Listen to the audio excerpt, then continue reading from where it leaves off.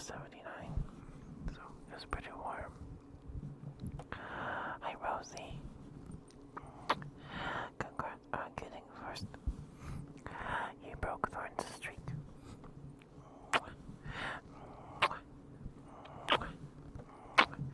Hi, Rosie. Hi, dear.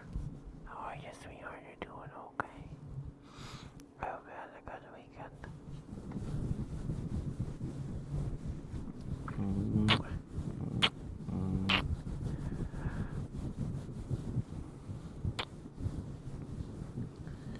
Food both tasty and icky right now. It's confusing. Sorry, Rosie. It's no good. It's no good.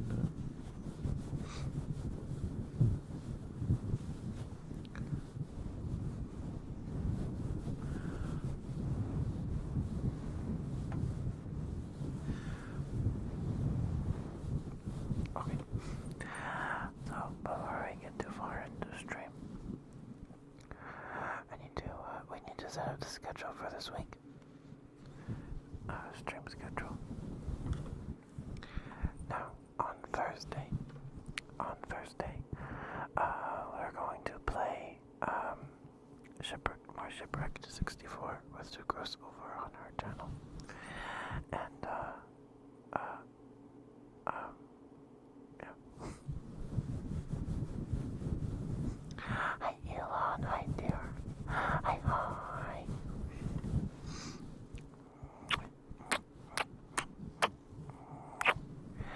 Hi, Elon. Hi, dear. Hi, dear. How are you? Hope you're doing okay. I'm doing good. I've been good. I haven't been sicky. I had this weird.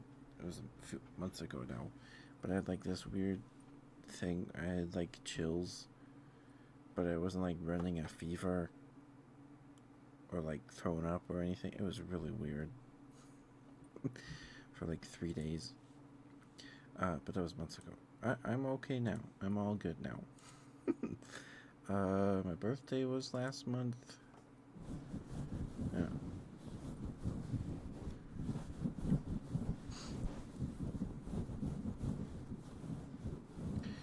How are you, Elon? I hope I'm remembering this correctly, but were you working on like a protogen fursuit? Or am I thinking of someone else?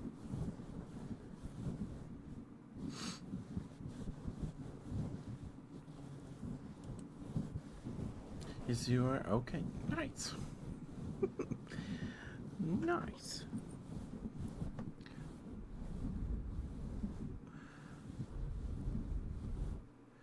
Alright. Where's schedule? Where is schedule?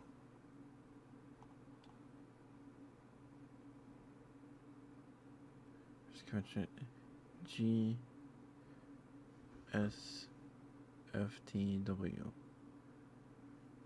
228. I'm sorry. Oh shoot! I forgot to change the title. Give me a second. I forgot to change the title. I'm gonna change the. Yeah. So, oopsie.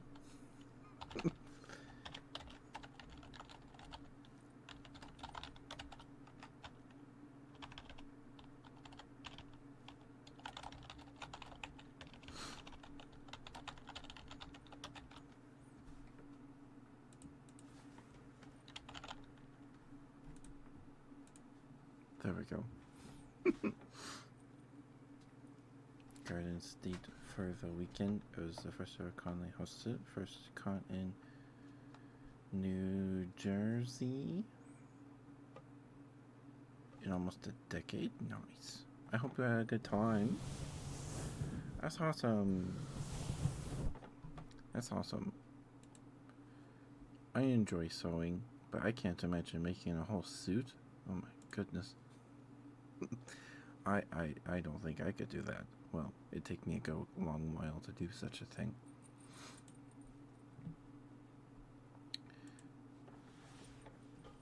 Okay. So, yep. stream info should be updated now. Man, oopsie. We're not playing starter today. We're not playing starter today. Okay. So it's an enjoyment. Make it worth it. Nice. Thank you, Elon. I hope your night's good too, whatever time it is for you. Ad break is going to start here any moment now. Just a heads up. Excuse me. I'm gonna try to take care of the schedule while the ads are going, so you know. Okay, so Monday. Tomorrow, we'll play more Mass Effect 3 if it works.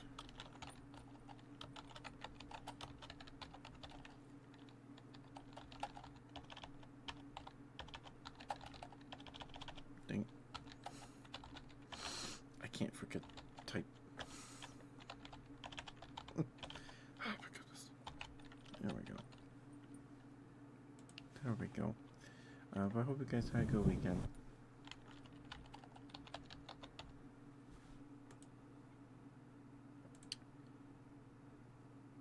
Mine was pretty slow. Pretty slow. Nothing too exciting. It's pretty hot this week. Today had a nice breeze. It was a nice chill breeze today. Not super chill or super cold, but it was definitely colder than 79 degrees. Tuesday we're gonna play more Temtem.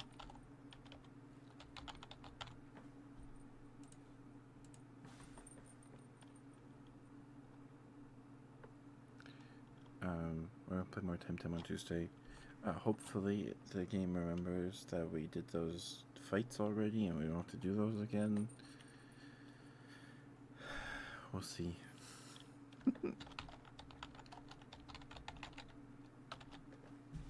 We gotta be close to finishing the game.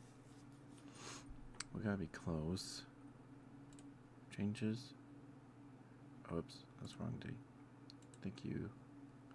Twitch. Hi, Caruso.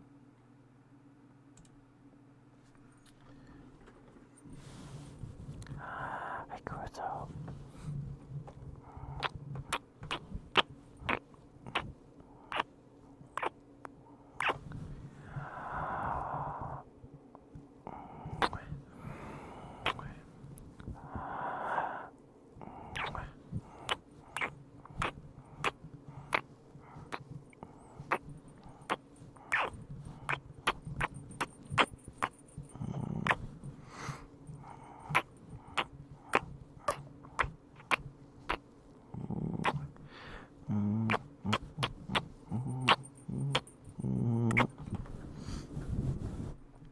Hope those switches were okay for you, Caruso. Thank you for the redeem. Thank you.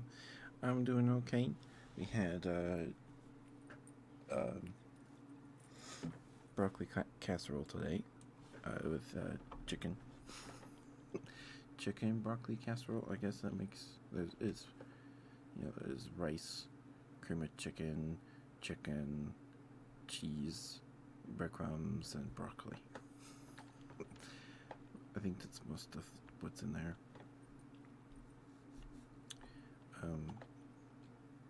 Yeah, it's really good. We've been getting rotisserie chickens from Sam's Club because they're pretty cheap for the amount of chicken you get.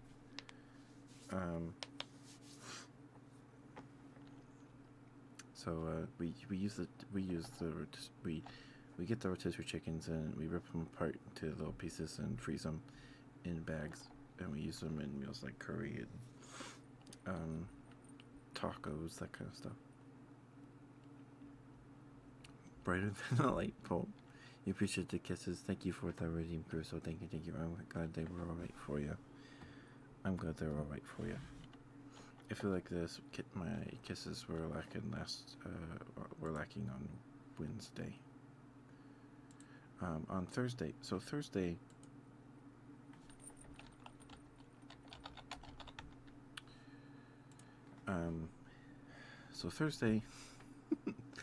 We're playing Shipwreck 64 with Sucrose over on her channel. Let me give her a shout out here.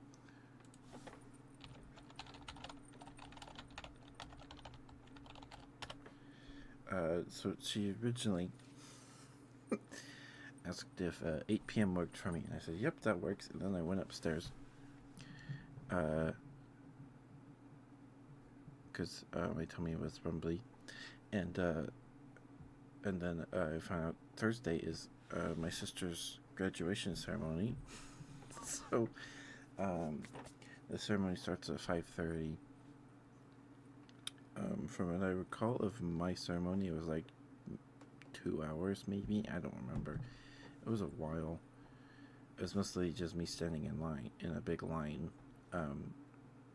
So that's like 3.5 hours before, or 2.5 hours before 8 p.m. So that if the ceremony is 2.5 hours or 2 hours, getting out of the parking lot is going to take probably at least 40 minutes. So I asked Sucrose if we could move it back by an hour. I feel real bad. I feel real bad about it, but that's the plan on Thursday. She's going to play. She says she's going to try to wrap up Chrono Trigger. Right? Was it Chrono Trigger? Yeah. She's gonna try to wrap up Chrono Trigger. So please give her lots of love. She's a sweetheart. We love Sucrose. She is lovely. So she's gonna have to stall. It depends. I don't know when I'll get home. So there won't be a stream on Thursday.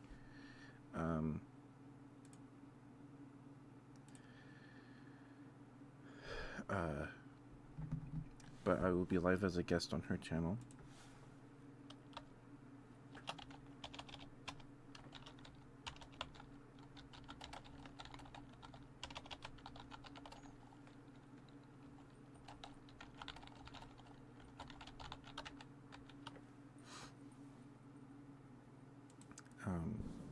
So we'll see how that goes.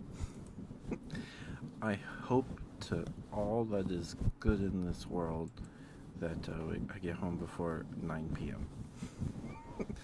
That would be awful. That'd be so bad. Well, because I don't know how big my sister's graduating class is. I think mine was around 2,000, a little over 2,000. And we got home before the sunset, so and the sunset around here has been around 8:30. So hopefully we get home before the sun sets. Okay. I just hate getting home after a day from whatever, and then the sun sets. Right? It just doesn't. It does not feel good. I don't like it. So on Friday,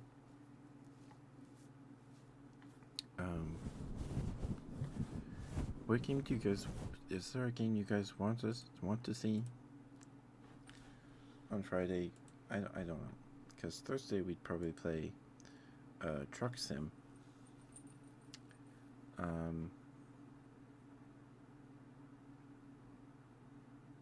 So it's going to be a bit light on streams this week. Well, we're going to be missing a day probably. Well, we'll be live on Sucrose's channel. I won't be streaming here, but I will be live as a guest on her channel. Hi, Foxtrot. I'm good. I'm just trying to figure out the streams for this week. Just trying to figure out the streams for this week. So Friday, we could play more Koromon, or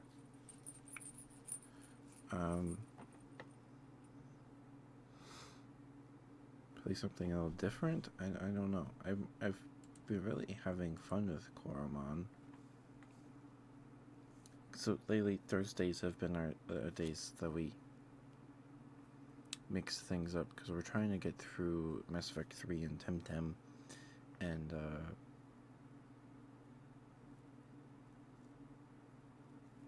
yeah. But if I get home before regular start time on Thursday, oh, pupils, it does. It does. My eye tracking is all over the place, so I have to wear glasses, otherwise I can't read.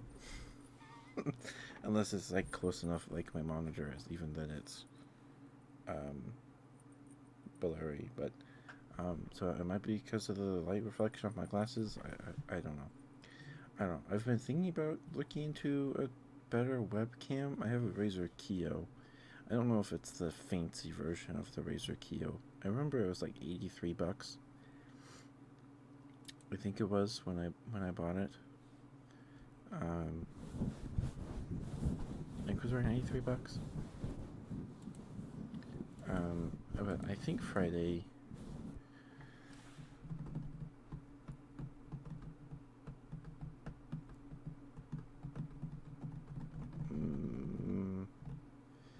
Just can't see past arm's length without yours. Yeah, I've been wearing them for like 2 years now. I didn't know I needed them.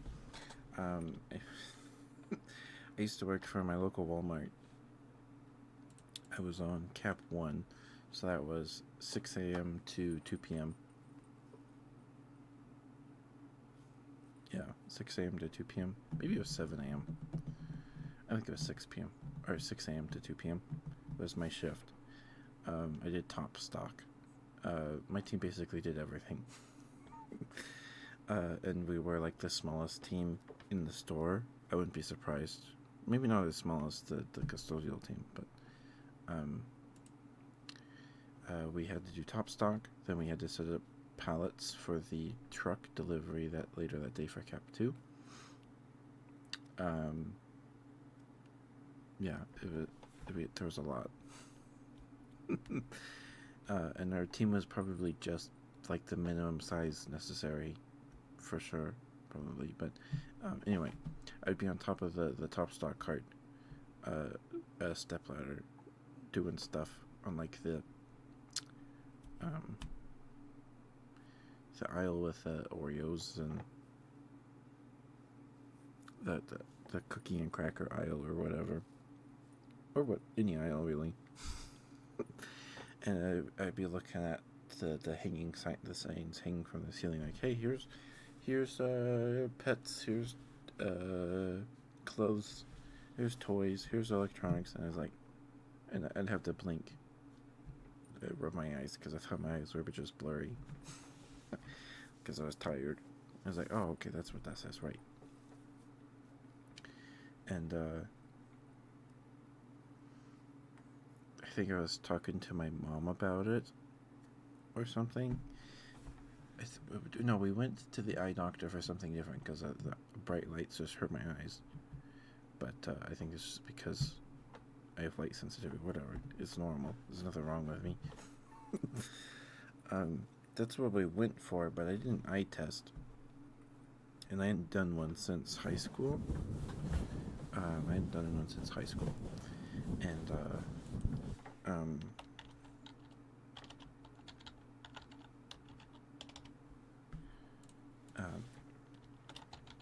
sorry, I can't type and talk at the same time.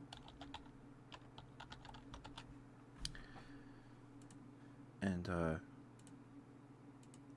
we did. I hadn't done it since high school, and I passed all my hearing and sight tests in all through my public school career. And it's like, oh, nothing's wrong. But both my parents wear glasses.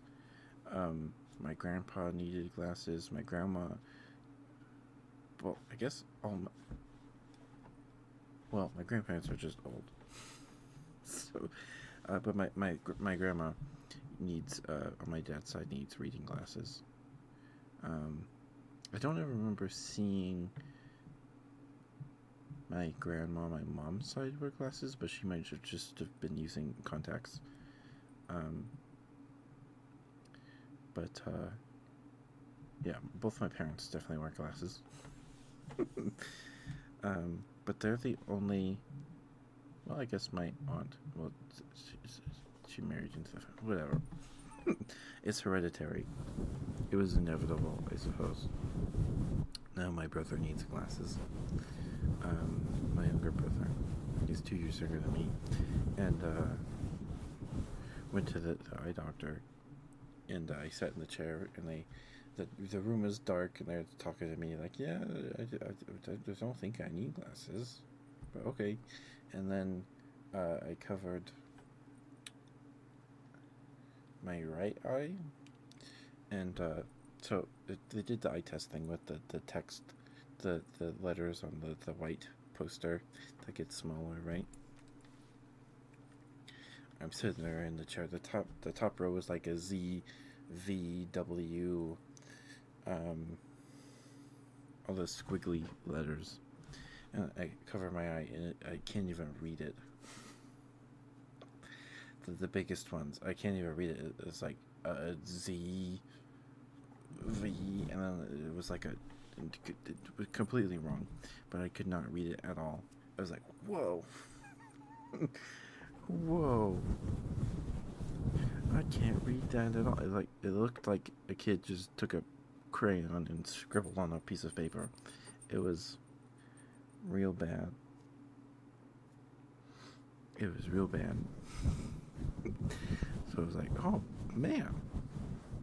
And now I can see and I don't get headaches all the time. I still get headaches, but not all the time because my eyes are constantly straining to read.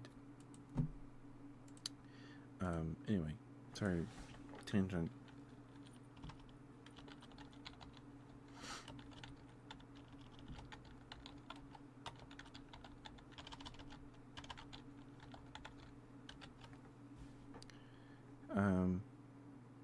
How are you, Foxtrot? Hope you're doing okay.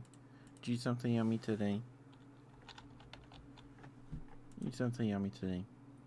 So, yeah, it was just inevitable that I'd need glasses because both my parents need them.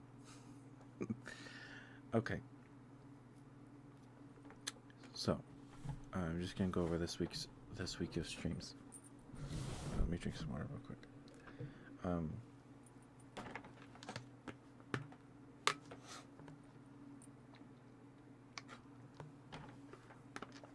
Okay.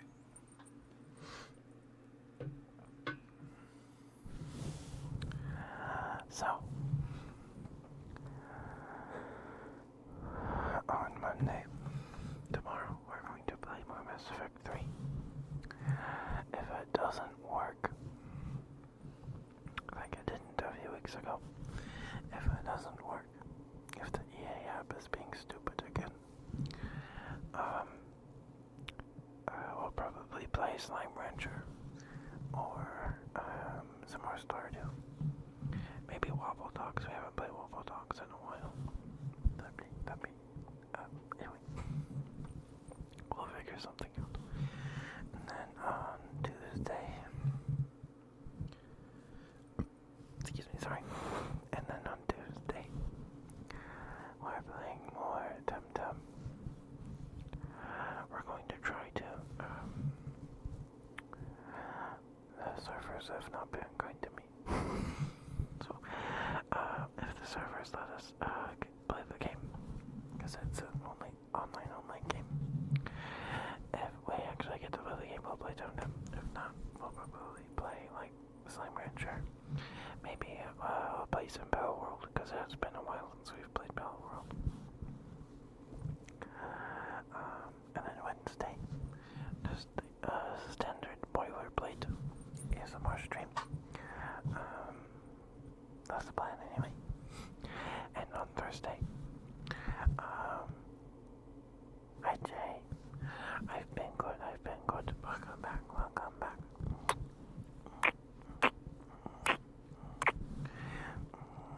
Oh, sorry, that was loud, sorry.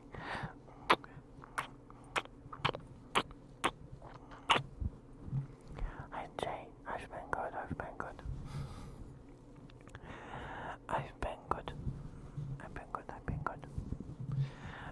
So Thursday, I won't be streaming. I don't know when I'll get home, because Thursday, my sister is graduating on Thursday, so it's around 5:30. That's like 2 hours before we usually start stream. But we made plans with two girls earlier today to play more Shipwreck 64. We agreed on 8 p.m. my time. That's Mountain Daylight Time. And then like 10 minutes later, I found out my sister's graduation ceremony is that day. So, I don't know when I'll be home. I don't know when I'll be home.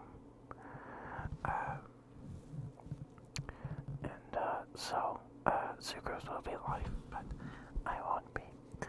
So whenever I get home, I will join her for Break 64. She's going to try to wrap up a Chrono Trigger. But she'll be live. And then when I get home, I will be live as a guest on her channel.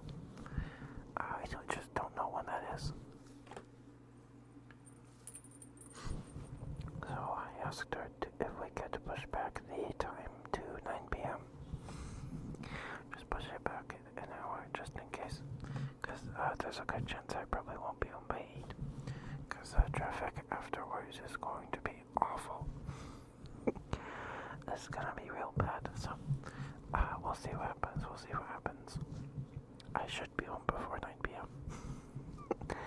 If I'm not home before 9 p.m., oh man, it's gonna be awful. But that's Thursday. And Friday, we're just gonna play some more Gorman. See if we can do the next boss. I think we got another route to go through, so it's probably some new Gorman, perhaps. And then Saturday is just more Stardew. Standard sleepy Stardew Saturday. And Sunday is another ASMR stream. And that's this week of streams.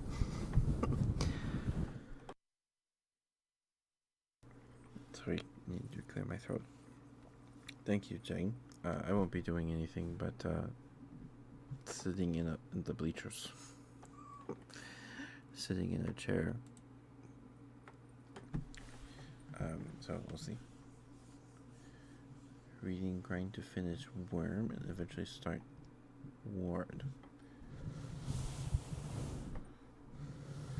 Nice. I don't know what those books are, but that sounds cool. I got some books I need to read too. I have some manga I need to read. I have all these volumes of it's not Save the Night, is it? The one where the kid goes out at nighttime because he's, what is it called? It's Call of the Night. I'm pretty sure it's Call of the Night. I have like volume 1 through 8, and I've only read like up to 5, so I really need to read those.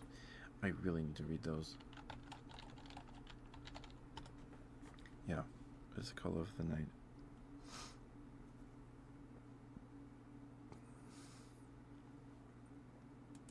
I need to catch up. Superhero things very long, kind of dark, but they're very engaging. Nice. Nice.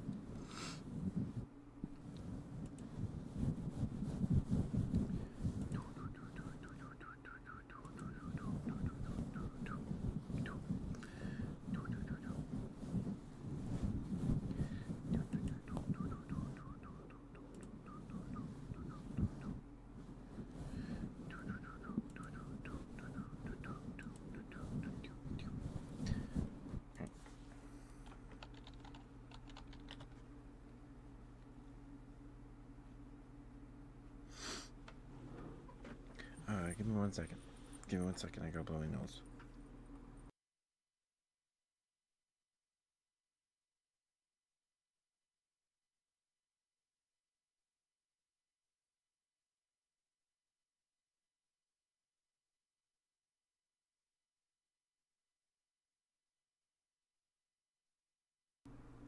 Sorry about that.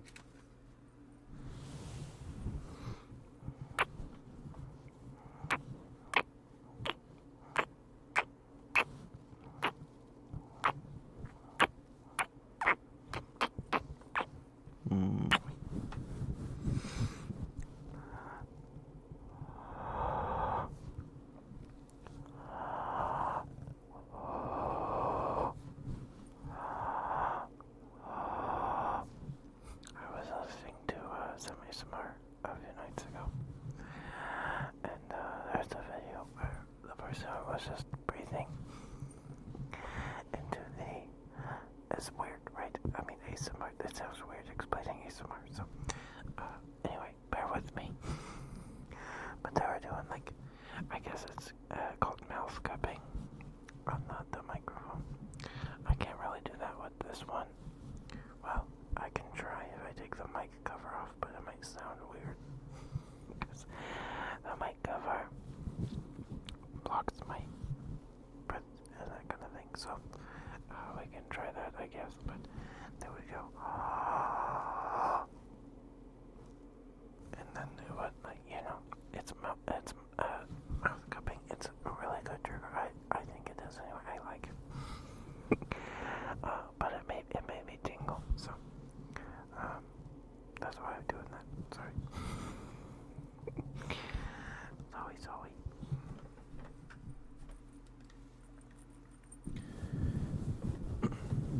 But I don't have a 3D on, so I can't wrap my whole mouth around the microphone. Sounds so weird. But I can't. So I find my experience is the mic, at least in this mode, is like right here towards the base of the microphone. So I go up. It's not as close.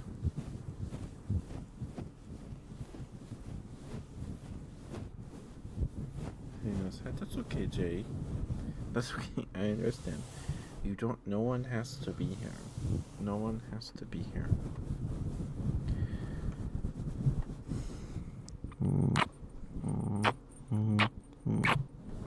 I hope you feel better soon, though, dear.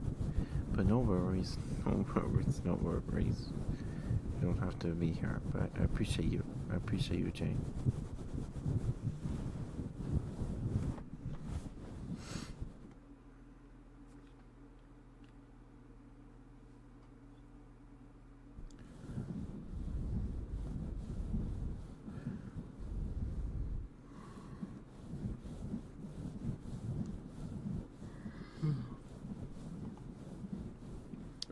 Of course. Oh, your day didn't go well? Sorry, Jay. That's no good. Sorry to hear that.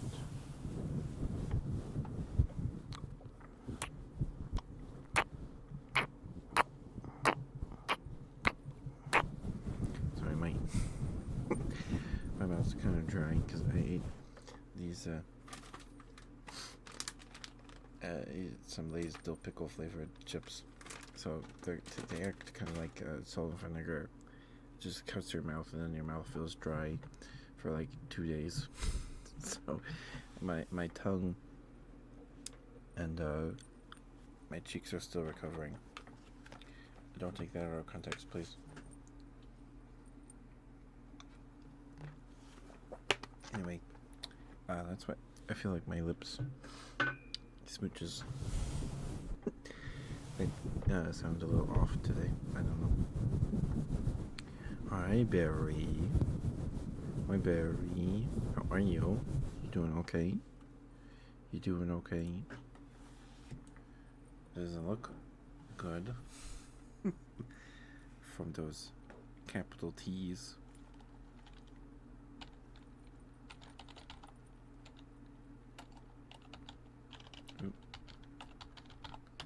There we go. Go follow Barry. Barry's a sweetheart. She's great. We love Barry. Barry is on hiatus though till June. At least this month. At least the rest of this month. Because he is getting married. And that's real exciting. So please give. I feel like it sounds like I'm joking, but I'm being serious. I'm being serious. I am. Give Barry lots of love. She's great. She's great. She deserves the world. She is lovely. She has a good laugh too. And the picture, what? That's awful, Jay. That's so stupid. Why did... That's dumb. That's dumb, Jay. I'm sorry to hear that.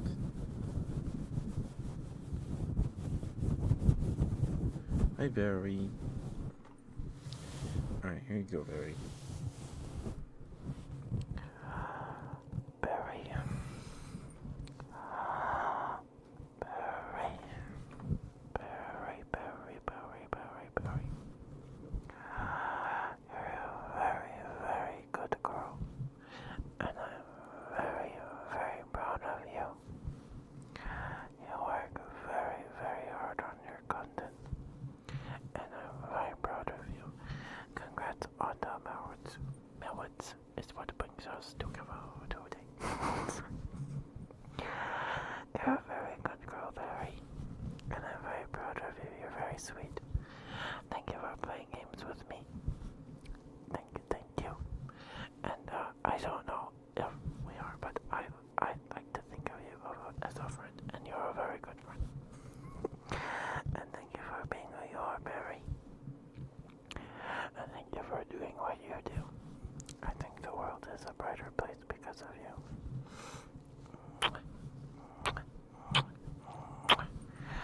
You're a very, very good girl, Barry. A very good girl. Good girl, Barry. Good girl. Okay, kid. That's good. That's good.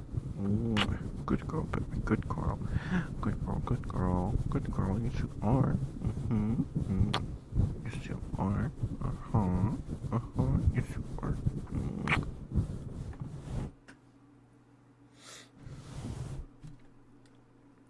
Thank you, Barry. I hope that was okay for you. Hope that was okay for you.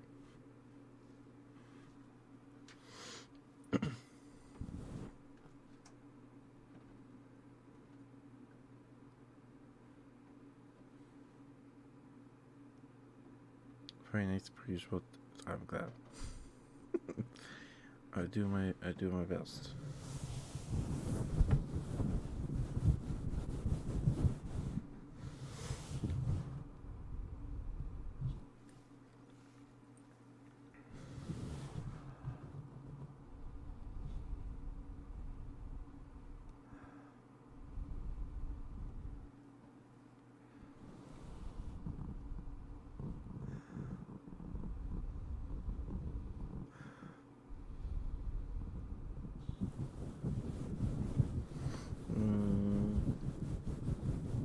You'll get there eventually, Jay. I know you will. You're very sweet. You're a sweetheart. You'll find someone.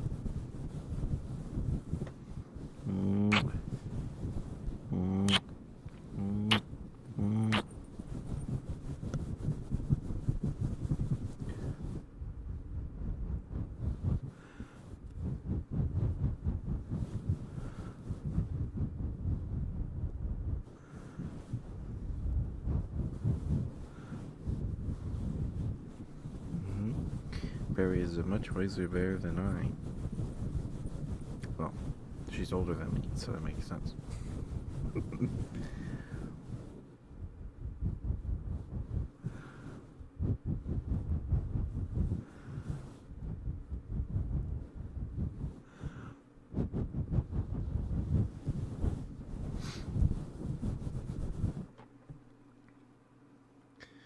Did you see the question of the day today, Barry, in the den? It's a pretty good question.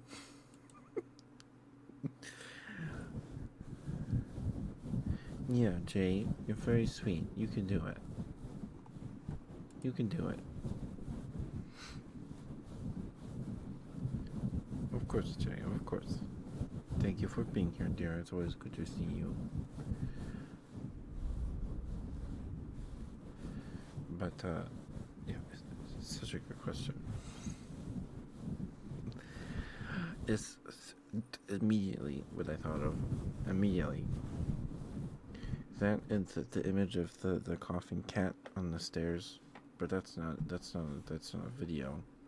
Well, I guess the picture is listed in the question, but yeah, I just love that clip so much because I wasn't there when that happened live, so I said, "Oh, there's a new Sucrose clip with Barry in it." Is when they were drinking gross alcohol, right?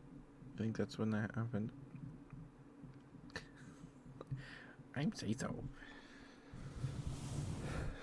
I love your laugh so much, Barry. Your laugh is so good. It's so good.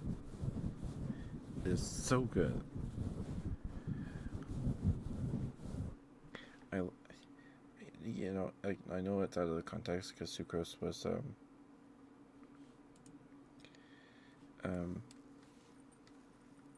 I will open that in a tab and I will watch it later. Because I can't hear it right now. But yeah, I know it's out of context, but I think that honestly makes it better.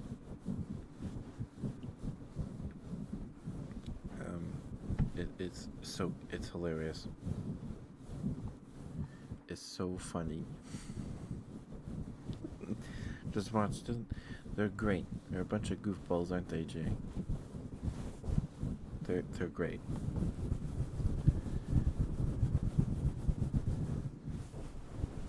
And I think, yeah.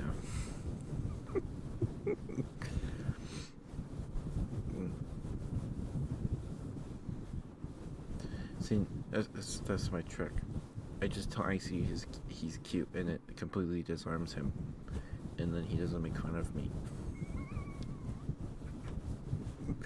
Like when we played Pool Party with Mara and him and Ursa, we were just calling each other cute the whole time.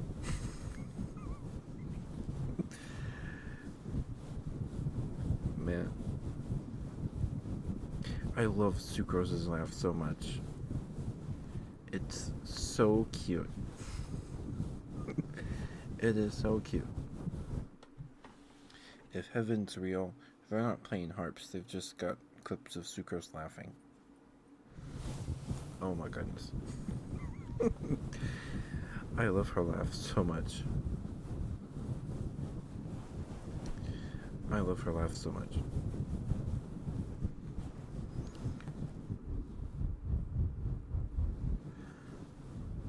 You should sleep, Jay. You should get some sleepies. Take care of yourself. Get some sleepies. I've been staying up too late. I have.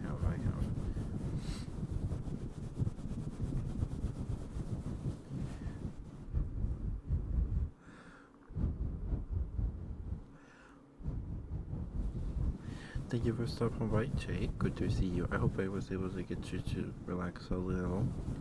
I do my best.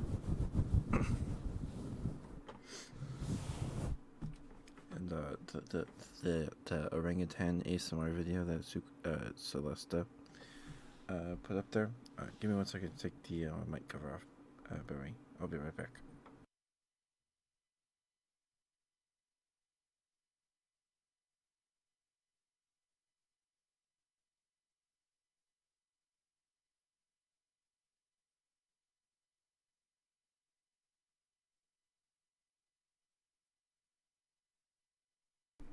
Oh, I'm sorry, Jane.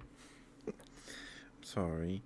Bird, I never really had a bird peck a window. We've had birds smack face first into the living room window. It is funny simultaneously and just really sad because there was a dove that went poof, and then it broke something, and then was just it left this mortal coil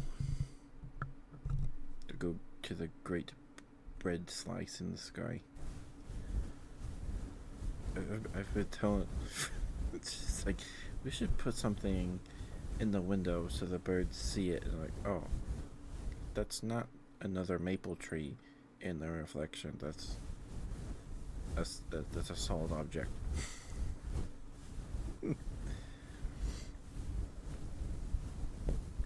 Put up a paper. Yeah, I don't know, because it's the front window, so I don't know. It hasn't happened super often.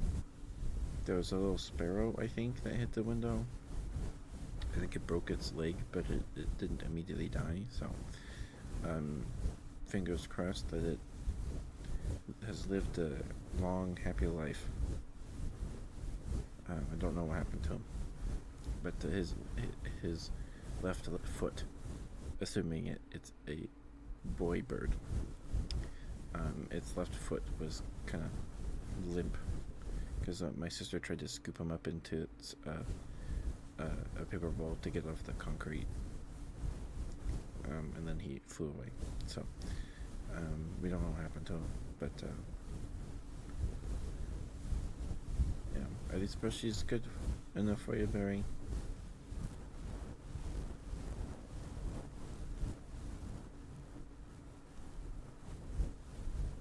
Okay.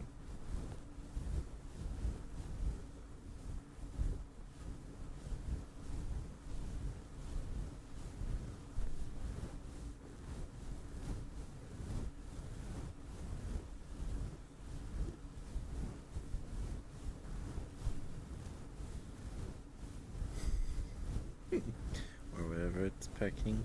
Could be a woodpecker. I haven't seen too many woodpeckers in my time. I think there was one in the backyard a few years ago, or a while ago now at this point. That's pretty cool. So my dad has always wanted to have a pond, and so a few years ago, like I don't know, maybe not 5 years ago, but a while ago now at this point. Maybe it was in 2020.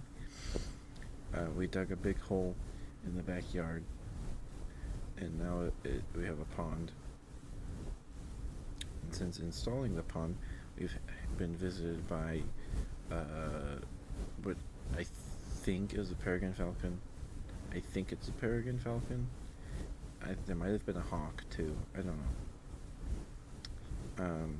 A raccoon.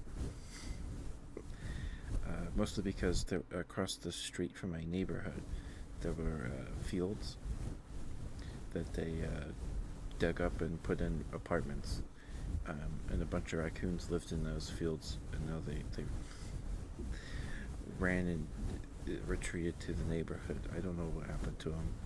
I don't know where they all went. And that there was a day that a duck couple, like a meeting pair of ducks, visited the backyard, probably migrating from somewhere or something. I don't know. It was really cool, because the mallard, or the male duck, the one with the green head,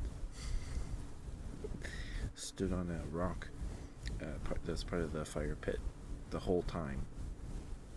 Well, the female duck wandered around. They left that evening. They didn't stay. But that was pretty cool.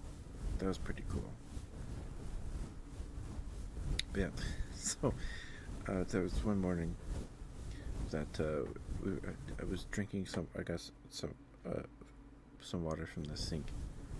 I was drinking out of my cup, and then there were like white things, like poofies, falling from the tree branch.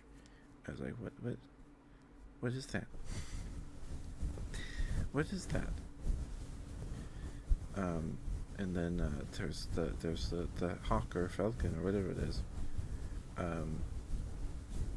eating a dove. It caught a dove and was plucking it in the tree. That was pretty cool. that same day or earlier that week, there's this big murder of crows that live in the neighborhood. Um, like they span blocks. It's huge. I don't know if it's just one murder or one big family of crows or what. Um, they usually come around in the fall because of our walnut tree. They like the walnuts. They'll pick up the walnuts and um, put them on the sidewalk so people step on them and then they can eat the walnut, the flesh of the nut. Or they fly over the street and then drop them on the pavement on the blacktop to try and crack them open. Okay, Jay. Okay. Thank you for the like, Perry. Thank you. Um, and there was one morning where they were really loud, like they were super loud, like just, all of them were just screaming. Um, and then it was like in the backyard, and in our backyard, there's a power pole. I think it's a power pole. I don't think it's a telephone pole. I don't think so. Um, but it's on the other side of the fence, so it's in our neighbor's yard, but it's basically in the backyard, right? And on around the base of the power pole was a dead crow. It's still there after like 2 years. We didn't move it. So it we were then like, oh, they were mourning because a crow died, which I don't know what happened to this crow, if it just fell or if it was the hawk or falcon. Something happened to this crow and it fell to the ground by the power pole. I don't know if it got electrocuted. I don't know what happened. But that day the crows were just super loud, and then then the falcon showed up and caught a dove and ate it in the tree in the backyard. And all the crows were gone. They did not show their faces anywhere for a good long while. We haven't seen the falcon. I'm pretty sure it's a falcon. We haven't seen it in a while. I think it'll probably show up in the fall. I think it showed up around when it was getting colder. We haven't seen it in a bit. But we got lots of birds in the backyard now. Lots of little birds that drink out of the pond. They're cute. They're like little finches or something. They're like yellow, green, yellow, green. Like a Ryobi color, like the power tool green. It's like that green, but like, it's used power drilled. There's that shade of green, but like dirty. If that doesn't make any sense. Excuse me. They're really small. Like probably smaller than my palm. Even I know you guys say I have small hands, but these are small birds. Like a yellow green, yeah. It's the same. There's same kind of bird that hit the window that I was talking about earlier. That broke its foot.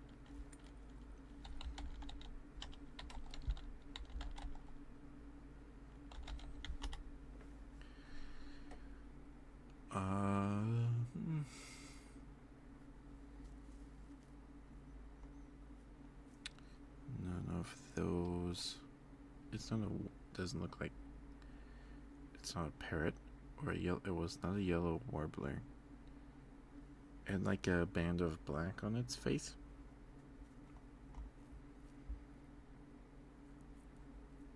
Let's see. It might have been a lesser goldfinch. Let's see, songbirds. A small songbird of the Americas. It looks kind of like a lesser goldfinch.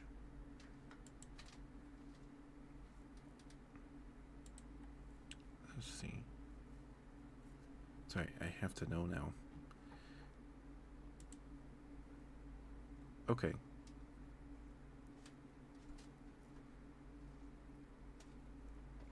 That's weird. The bird is back? Oh no. It's really persistent. So it looks like a green and gold tanager, but they those live in South America and the Amazon basin.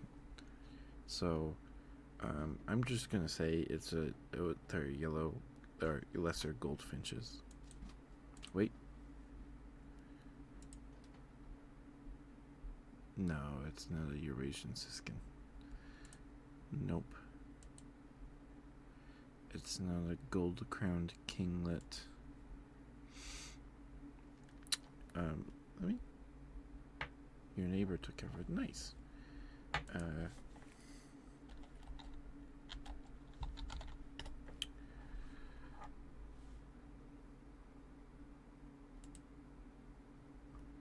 Okay.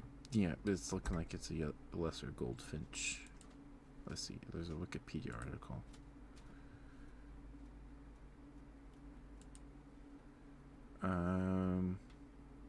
Yeah, it's a lesser goldfinch. Occasional crow. We get lots of crows. And magpies. Sorry, Jane. Sorry.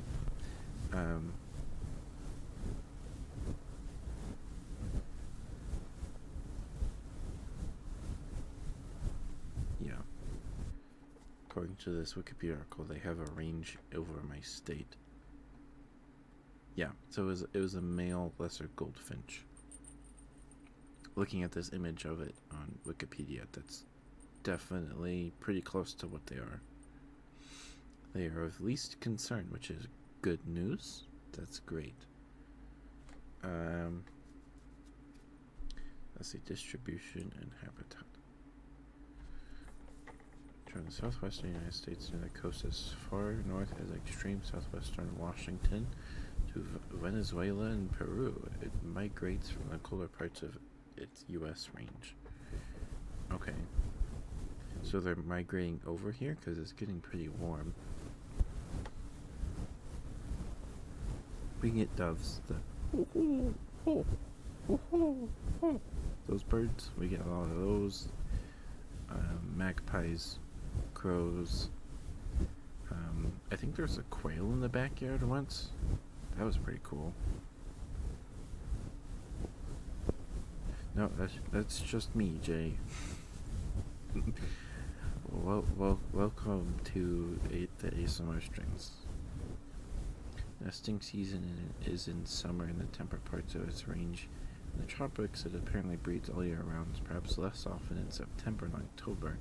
It lays 3 to 4 bluish-white eggs in a cup nest made of fine plant materials such as lichens, rootlets, and strips of bark, placed in a bush or at the low or middle levels of a tree. The molt occurs in two different patterns, which coincide with the blackness of the upper parts quite well. Here too is a broad zone of intergradation. Pacific birds molt after breeding, and females shed a few body feathers before breeding too. Juvenile males shed more remiges? Flight feathers, okay. Then females are molting into adult plumage. East of the 106th Meridian West, birds molt strongly before breeding to replace another quantity of feathers afterwards. Hey, Toto!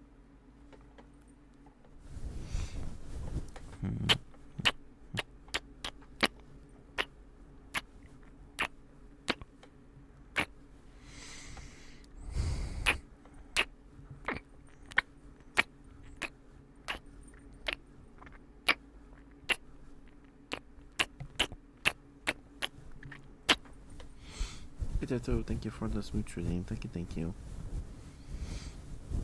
Good night, Jay.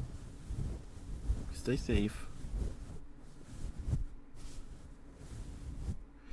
Don't forget to brush your teeth. How are you, Toto? We're talking about birds. We're talking about birds.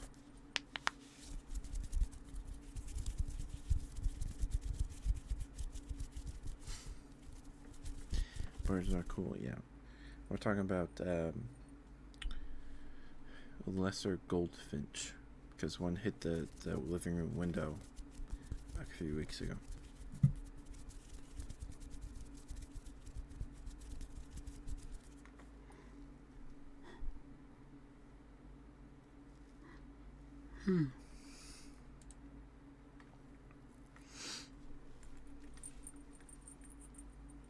Yeah, they have a range right over my state.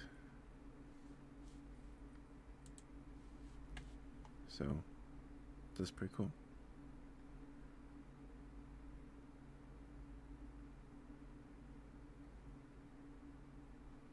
Cool. You're cool, Tato. Yeah, so it was a lesser goldfinch. It was a male.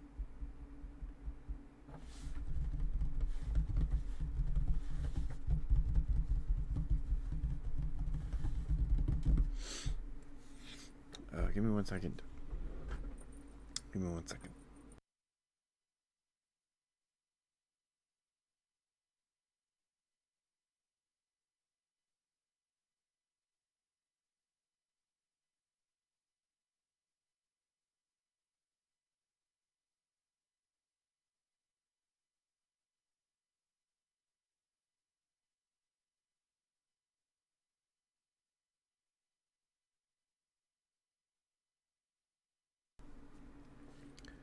Yeah.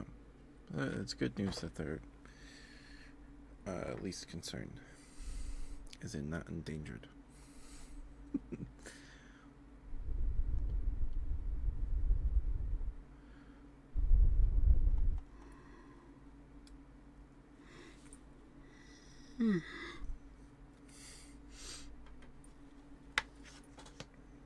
Could be a green-backed goldfinch, but I could be.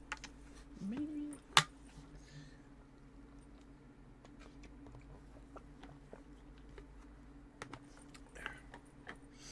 But yeah, we get lots of crows and magpies in the neighborhood because of our walnut tree.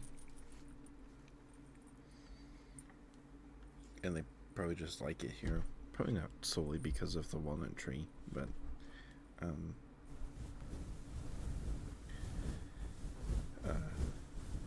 yeah. Haven't seen any yet. It is summer though, so they may not show up for a bit. I don't know. How are you, Tato? You eat something yummy today?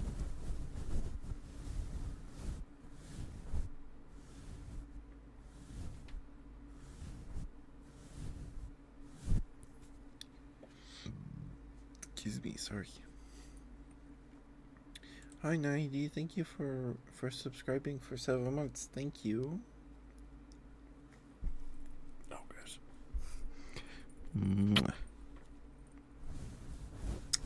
Thank you, Naidi. Thank you. You don't have to do that. But thank you. I appreciate it. It means a lot. Someone just turned on the shower. So, sorry if you guys heard that.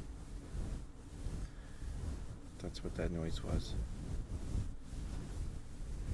Got some ribs today. And some snacks. Nice.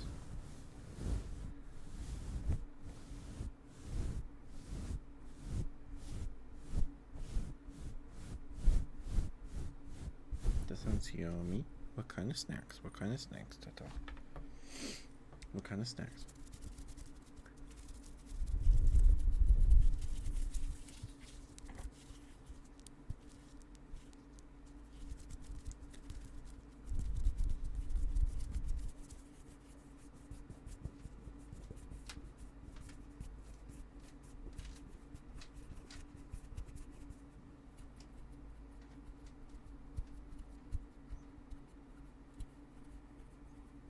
Crackers and Pocky sticks. Nice.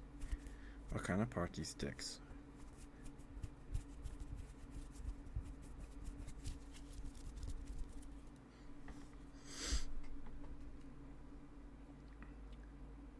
Kitty is home now, no longer with you. Oh. Mm. Chocolate. I like strawberry. I like strawberry. The cookies and cream ones are pretty good too. They're pretty good.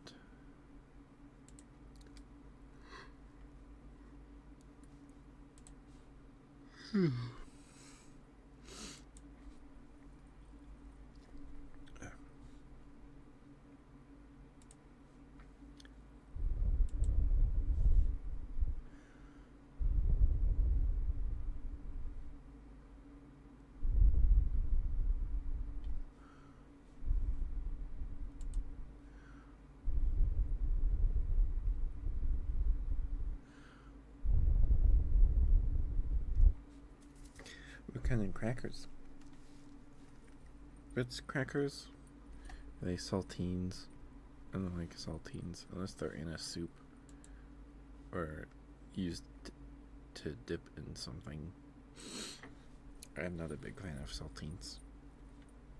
We use them in the meatloaf recipe though.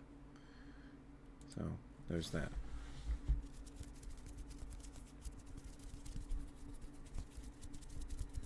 I also like a good chicken and a biscuit. That's been like a constant in my life. Chicken and a biscuit crackers. I love those things so much. The box has not changed in decades. Like the back of the box is still that same image of the red plate with the fake green grapes and the cans of easy cheese with the Ritz crackers and the Keebler crackers. I don't mind the Keebler crackers. But I do not like saltines.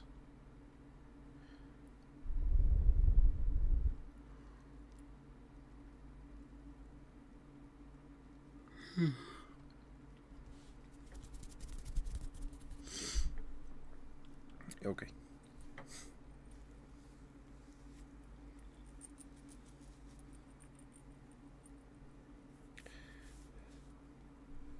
Have I read Jujutsu Kaisen 260? I have. I've not even. I've not even watched it. I haven't. I'm sorry, Foxtrot. I haven't. Oh my goodness, all these yawnings making my nose runny. Sorry.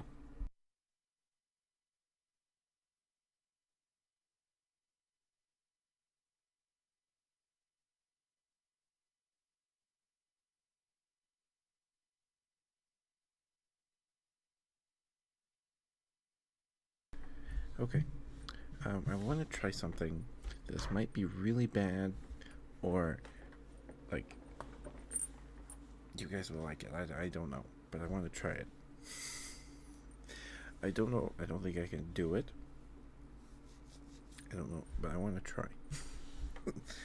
We're going to try. Okay, chair is as low as it's gonna get. We're gonna try mouth cupping. I really like mouth cupping as a trigger, but you really kind of need a 3DO for it. It's one of the few triggers that like almost guarantee tingles. Depends. So the mic is most sensitive like here, near the base. And so, okay, we're just gonna try it. I'm sorry, we're gonna try it. Might be like gross. I'm gonna try not to hit the mic with my teeth, because that's gonna be awful. I do not want to do that. Okay, here we go. I might need to hold the mic actually. Okay. This feels so weird. Okay. Okay. I don't know why I'm nervous. I'm the one that decided to do this.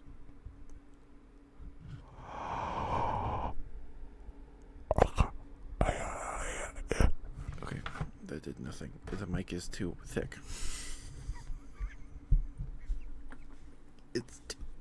It's too wide. It's too wide. Too wide, sorry. Cord. Noises, sorry.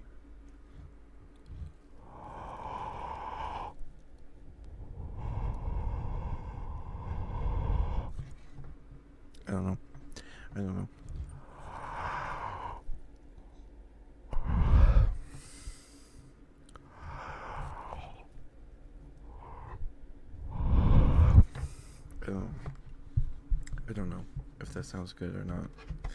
I can't decide if that's good or bad.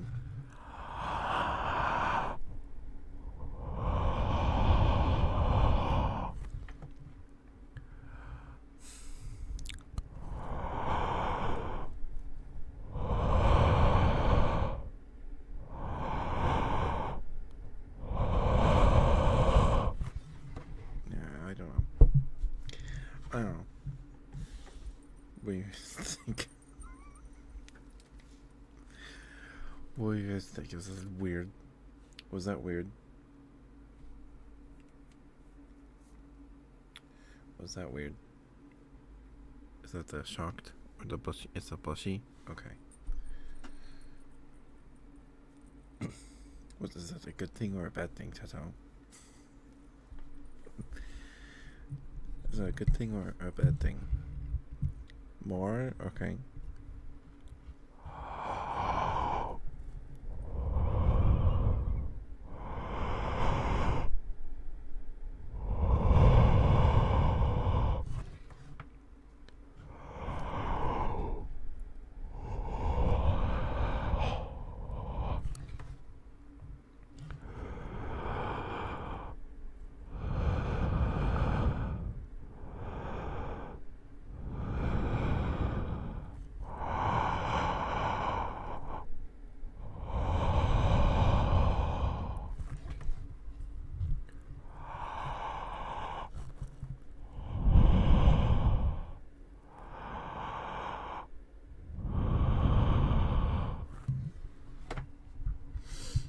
I don't know. I don't know. I don't have to put the mic in my mouth to make that sound though. It seems.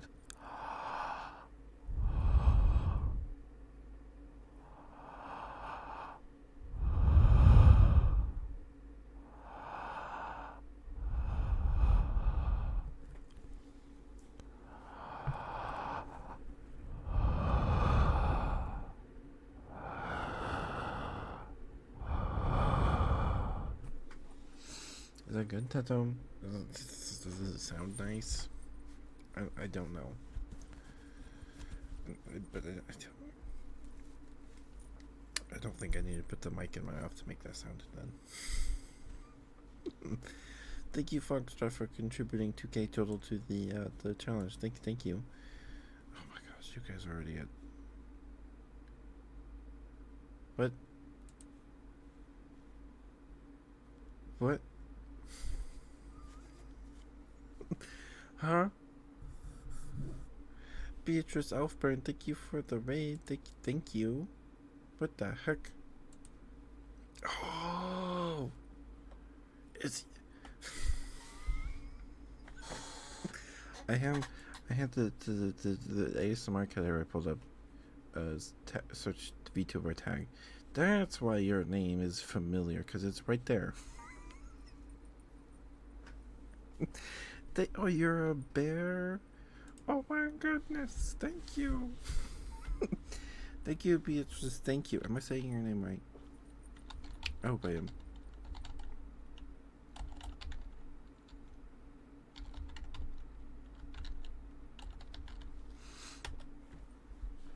Give them lots of love, please. Give them lots of love. They're a fellow bear. Pretty, please. Why did that go away so fast? Is it because I clicked the follow button? Why did that go away so fast? What? Huh? But hello, Rangers. Hello. I'm Kitchup the Bear, your local Teddy variety streamer. I do ASMR content every Wednesday and Sunday evening.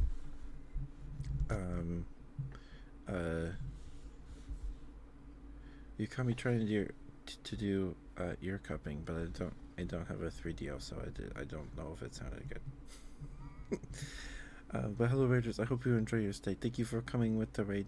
Thank you. I appreciate it. I hope I didn't wake anyone up. I really hope I didn't. Hope I didn't. Give me a second. I'm gonna put the mic cover back on.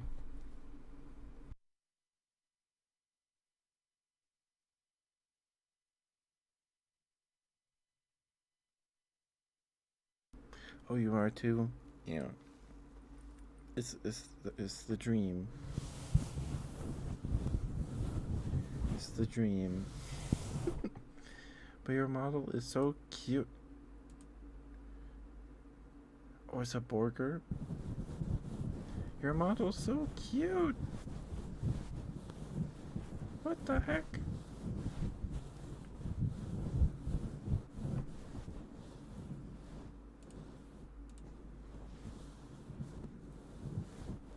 It's so cute.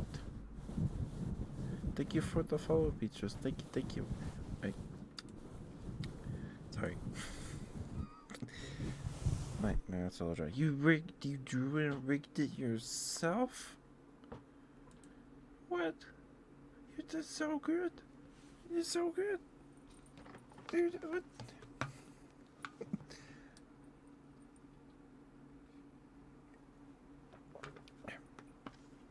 Sorry. Oh gosh. I may burp. It's annoying. I seem to burp every time I drink water. In these streams, my goodness. So, just heads up. But you did such a good job. Oh my goodness. It was so good. It's adorable. I love it. It's so cute.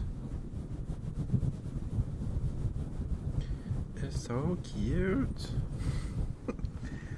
But thank you for the raid, Beatrice. Thank you. Beatrice? I don't know. Words. Thank you for the raid. Thank you. Please don't worry about sticking around. I know you just did a 2.5 hour stream. That's about my limit most days. So, I understand. Please take care of yourself. Get some food. Get some water. Stretch. Brush your teeth. Excuse me, there's that burp. Do what you gotta do. Thank you so much. Thank you. You're a sweetheart. Thank you so much for the raid. I appreciate it a lot. Thank you. Don't worry about sticking around. Please don't. Please don't.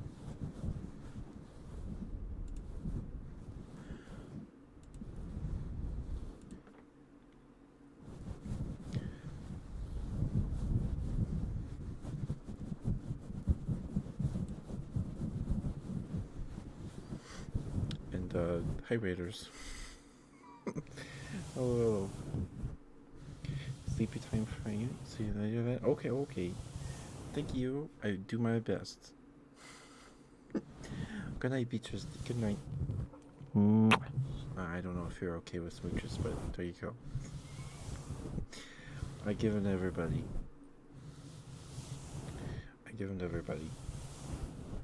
Thank you. Please get some good sleepies. Thank you for the raid. I appreciate it a lot. Thank you. They're very sweet. Thank you.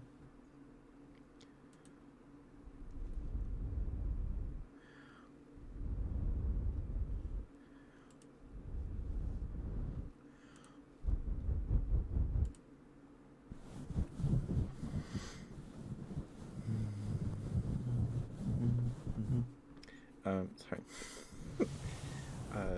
But Raiders, I also play games. My ASMR streams seem to be the most popular. People really like this stuff for some reason. I like ASMR. I like doing it. But they're my most popular streams.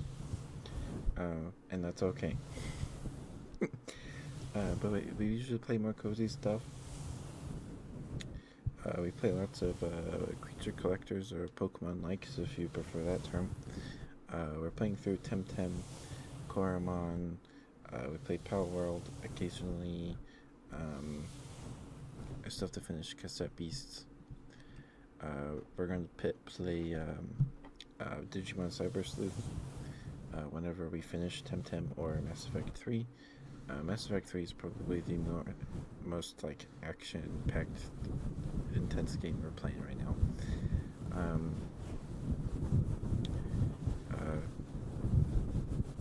Yeah.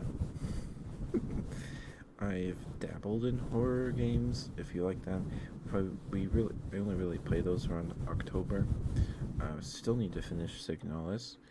we're probably gonna have to start over again at this rate. um, but last year, um, we played through Alien Isolation. I haven't played the DLC. I don't know what the DLC entails. If it's just like little stories, or if it's whole other campaigns, or what it is, whatever it is. But because I had promised the viewer, like 2 years ago, almost at this point, that I would play Alien Isolation if it ever went on sale. And lo and behold, then like the next week, it did go on sale for like $10 with everything included in the bundle. So like, oh well, I made a promise. I can still keep it. So we streamed it. I streamed it once, and I did not get far enough to even see the alien at all. We heard it and saw like drooling out of a vent in the ceiling, but we never saw it. I was like, okay, that's it. I'm done. So last October, we buckled down and we finished it to alleviate my suffering and to maybe make it more entertaining. I don't know. I had a harmonica in my mouth the whole time. So if you are a fellow streamer and you don't like horror games, but you want to stream one for some reason, just put a harmonica in your mouth the whole time, and it makes the experience way better. I had to wear a mask to keep the harmonica near my mouth the whole time. Otherwise, my jaw would be exhausted from holding it there. But like I had seen clips of Uto playing a horror game, and she had a harmonica in her mouth, and it is so funny. It's so good because the monster like shows up in the hallway, and she's like running, and it goes like heavy, fast breathing, and then when she hits a corner and like the music stops or whatever, she goes, and then it's just this long note as she like breathes out. It's relaxing. It's so good. I love it so much. So I was like, I'm gonna do that, and it seemed to be a good idea because the VODs got decent views on YouTube. Anyway, it was a great time. If you want to see those VODs, there's a big long playlist. Well, just a playlist of the VODs on my YouTube, and I upload all my VODs to YouTube as long as I can help it. And if you want more of my ASMR content for whatever reason, if you like it, and I'm not live doing ASMR, there's a big long playlist. It's over 100 videos at this point. Can we see how big it is right now? Let's see.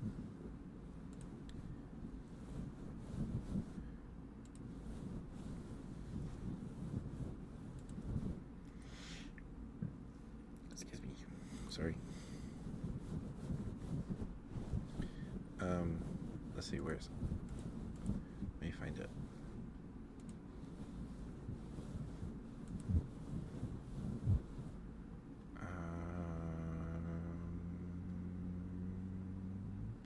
It is 135 videos long right now.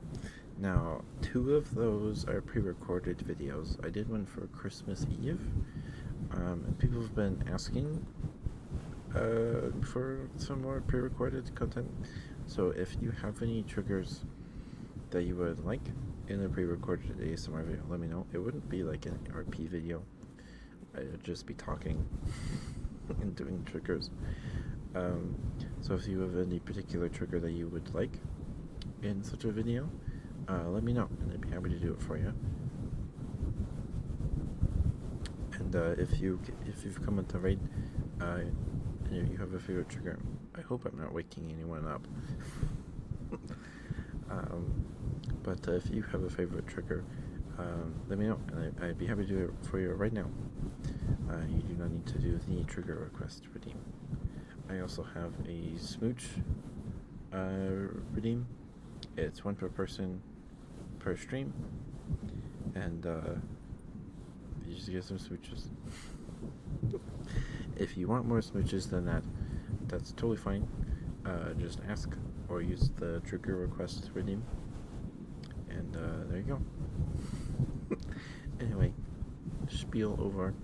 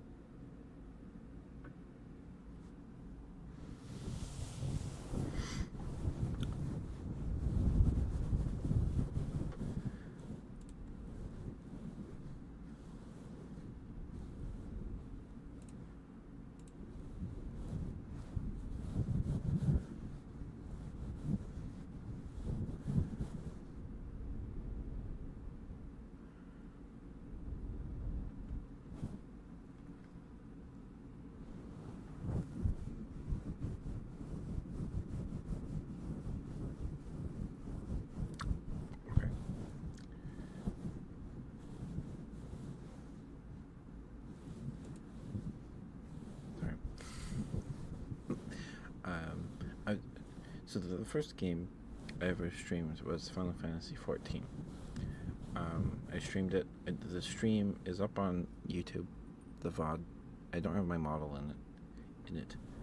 It was just a test stream to see if my PC could handle it. Handle streaming.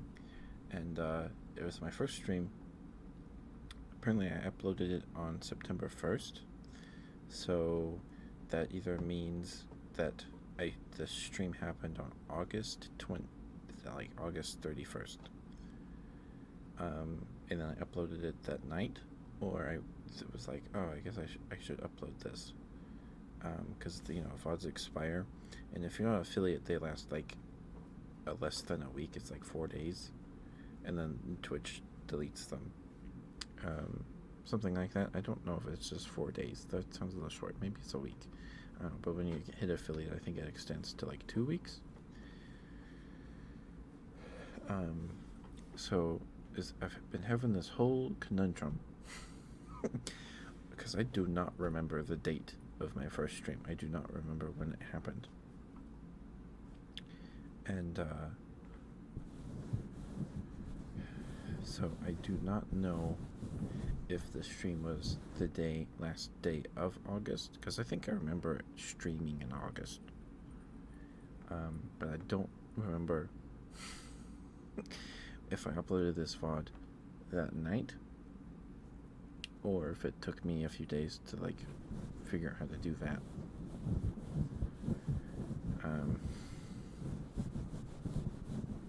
Yeah, I kind of want to play more Final Fantasy 7. Not 14, sorry. Sorry.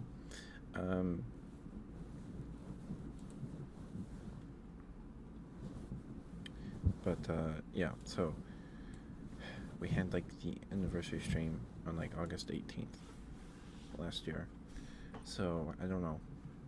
Maybe we'll just hold that as the date of my first stream. Might do that. Might just do that.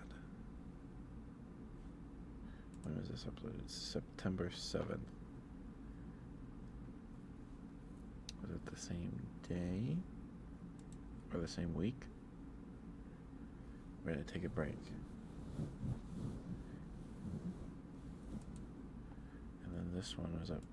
We streamed it again in August of the next year. So wait, I started streaming. Yeah, I started streaming in 2022. So it'll be 2 years this year. And that was up. This third Final Fantasy XIV stream was August. So, and then this one was a month later in September. Oh gosh. That was before I hit 300. Oh my goodness. That was forever ago. Oh boy. Okay, so yeah, there's this whole conundrum last year because Twitch doesn't tell. It told me when my affiliate anniversary was, right? but not when the date of my first stream. I'm sure maybe I can go back through stuff and find it, right? But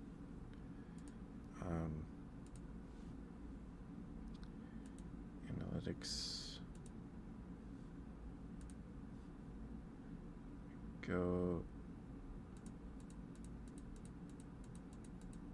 Does it save this information? I don't think it does. Yeah, those are the dates I streamed. So I don't think it saves analytic info that far back. Like, it only goes back to April 20th. It only does it on a 30-day period, so I can't do that.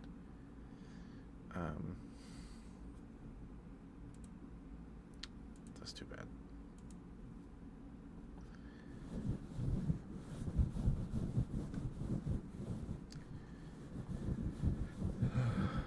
Man, that's too bad.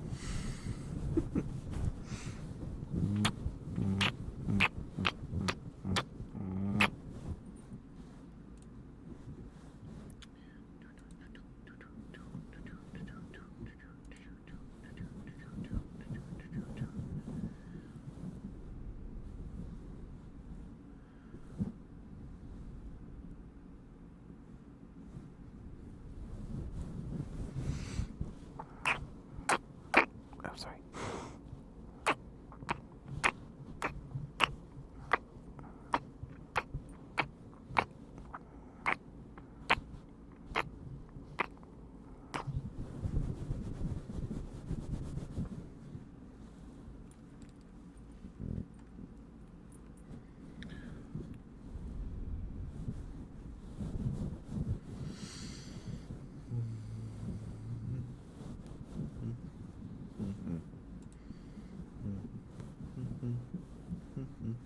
A foxtrot.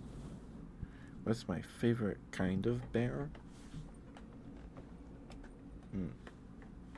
That's an interesting question right there, foxtrot.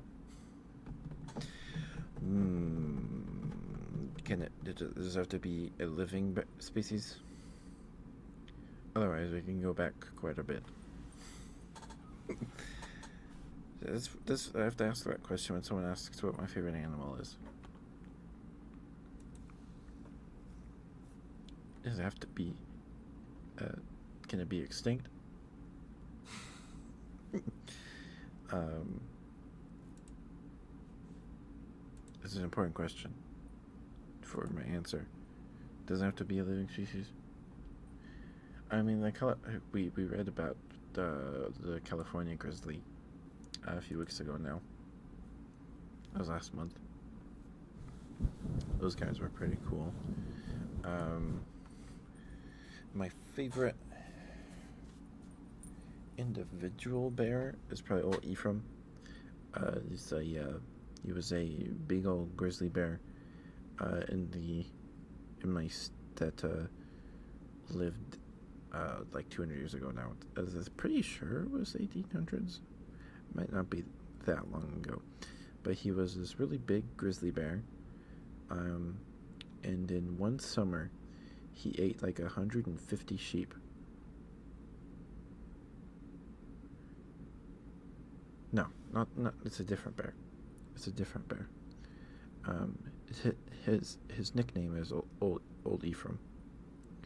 Old Ephraim is his nickname. In one summer, this one guy was trying to get him for like 3 years. And in one summer, he ate like 150 sheep. He was a menace. Hi, Ebony. Hello. How are you? Mwah. You doing okay? Hope you're doing okay. Good to see you. Hope you had a good weekend. Old Ephraim, this is in like northern Utah, maybe near Bear Lake, maybe. I can't remember what year. Hold on, let me find the Wikipedia article. There's a Wikipedia article about him.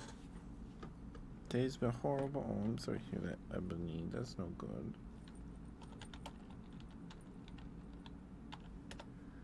Old Ephraim. Where's the Wikipedia article? There it is.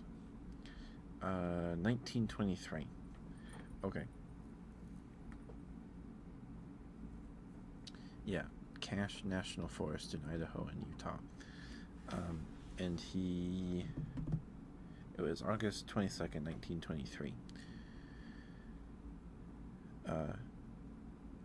The Wikipedia says he was named after a folkloric name for the grizzly bear. Yeah, okay. He was just a larger than average grizzly bear. Let's see. It has his size somewhere on here. The name Old Ephraim or Old Ephraim has been a term popularized in the 19th century American West to refer to the grizzly bear. So it's just a generic term or name for grizzly bears, but his name was Old Ephraim.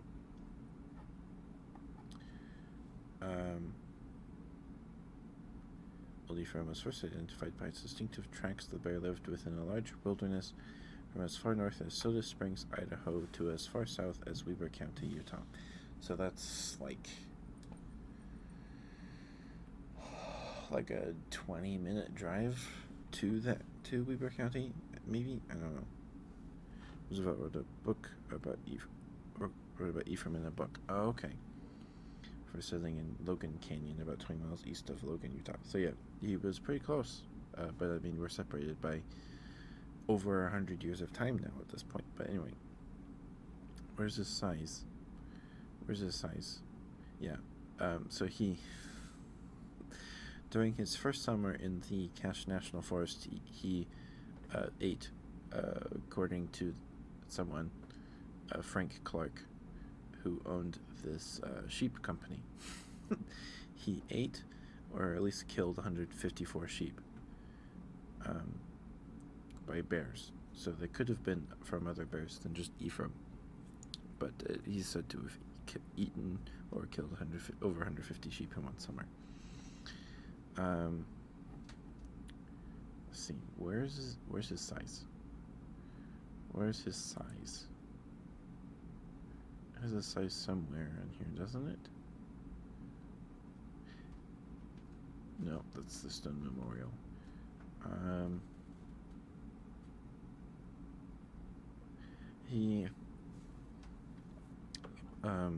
Sorry, I'm trying to find where it says his size.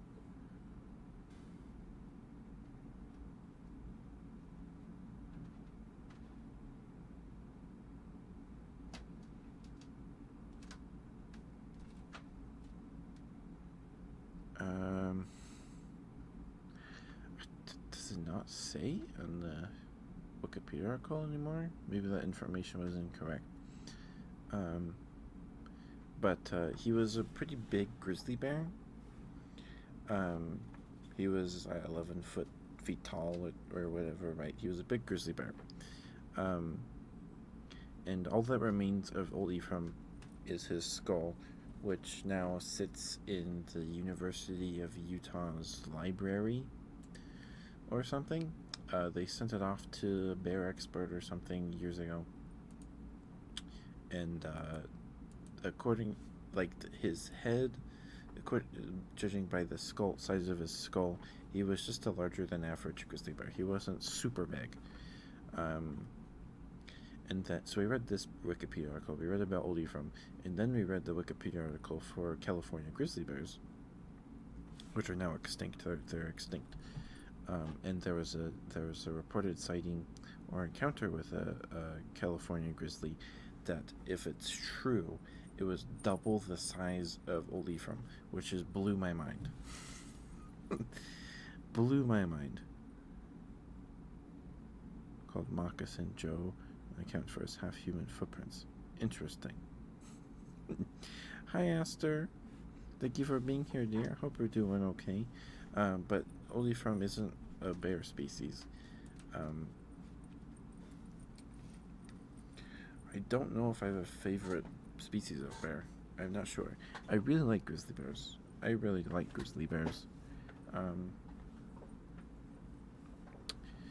I do. I like grizzly bears a lot.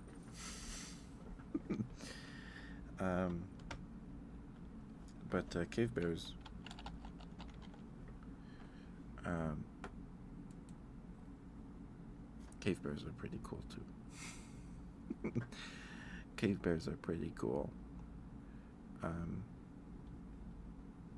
just massive grizzly bears, right? Let's see. Description. Cave bear was a very broad domed cadaver. Its stout body had long thighs, massive shins, and in-turning feet, making it similar in skeletal structure to the brown bear.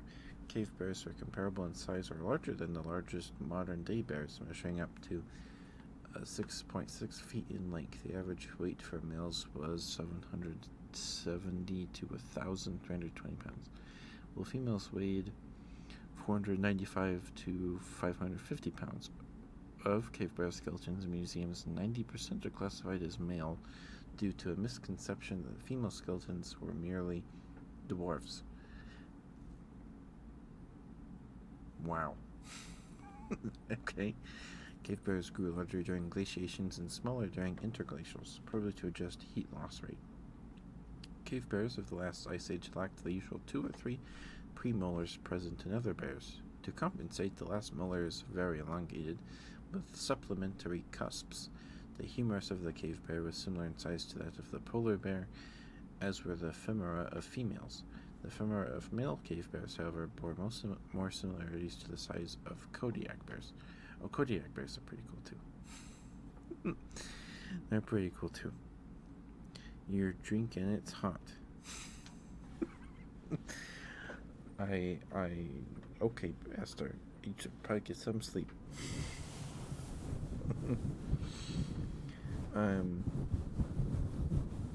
Panda bears are really cool too, just because they only eat bamboo, but their body still digests it and get the same nutrient. Their poop, right? They did a study like, why do they their poop still has all the markings of poop of a carnivore, even though pandas only eat bamboo. They're still getting all the stuff they would get out of their food if they were eating meat. It's bizarre. It's bizarre. And that's why I'm hunting the grizzly and their sketches. Roosevelt was quite knowledgeable on bears. Yes. I only really know Teddy from the Night at the Museum movies. I only really know Teddy from those movies. And, yeah. I like Teddy.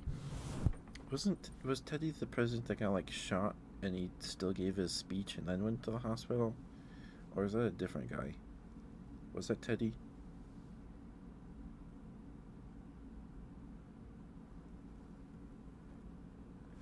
Also a very valid representation of Teddy. Yeah. I think, it's not John Williams. The actor. His name is escaping me right now. His name's escaping me right now. I think he did a really good job. I think he did a really good job. I like the first Night at the Museum movie.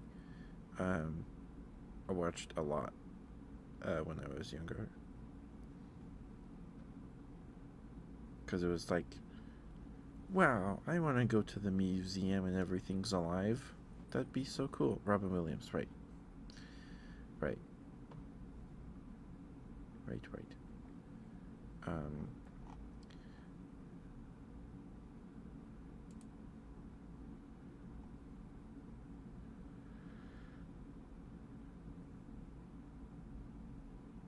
Okay.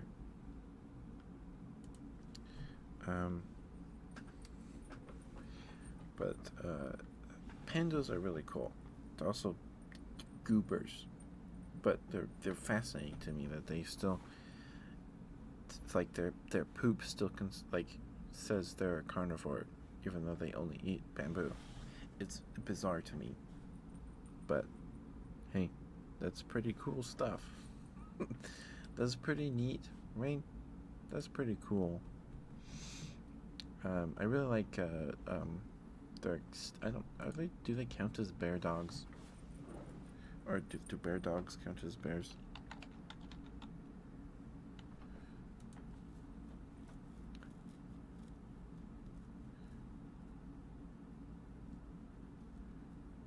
bear dogs, from what I can recall, were like they were like bears, but they had long tails like dogs, and were a little smaller. So they're the ancestor of um, uh, dogs and bears, from what I can recall. Let's see. Amphicyonidae is an extinct family of terrestrial carnivorans belonging to the suborder Caniformia. They first appeared in North America in the Middle Eocene, around 45 million years ago, spread to Europe by the late Eocene, 35 million years ago, and further spread to Asia and Africa by the early Miocene, 23 million years ago. They had largely disappeared worldwide by the late Miocene, 5 million years ago, with the last recorded species at the end of the Miocene in Africa.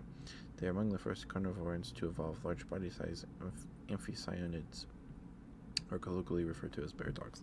So, if I remember from the PBS Eons episode, bear dogs were really successful, and then dogs and bears showed up and then just destroyed them.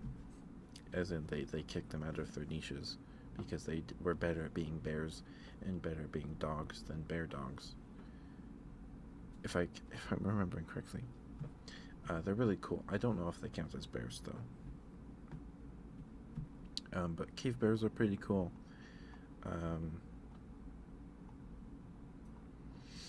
Yeah. Polar bears are really cool too. But like Pisleys and Growlers, those are really cool too.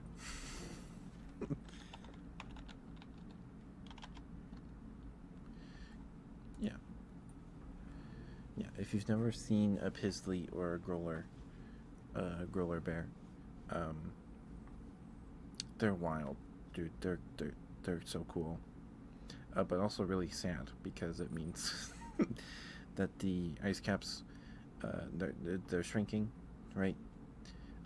So polar bears are being forced south, while grizzlies are being able to go further north, and then they meet, and then they have babies, and their hybrids are actually viable because they can be they're fertile. They're not like mules. They can have offspring. Like if I remember correctly, they found one, and then they analyzed it, and it was like 35% polar bear or something. 35 split, 35, and then other percentage split of DNA of it was yeah. Yeah, they're pretty cool.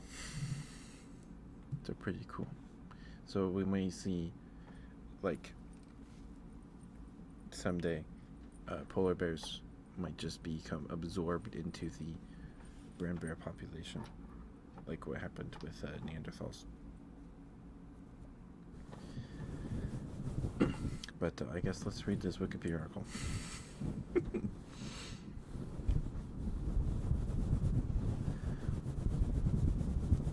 Gobi bears? What do you do in the desert? What is a gobi bear?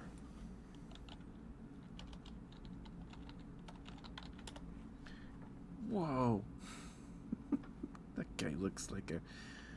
This image, the first image that showed up from Third Eye Mom, okay? He's like, whoa! They're pretty shaggy looking.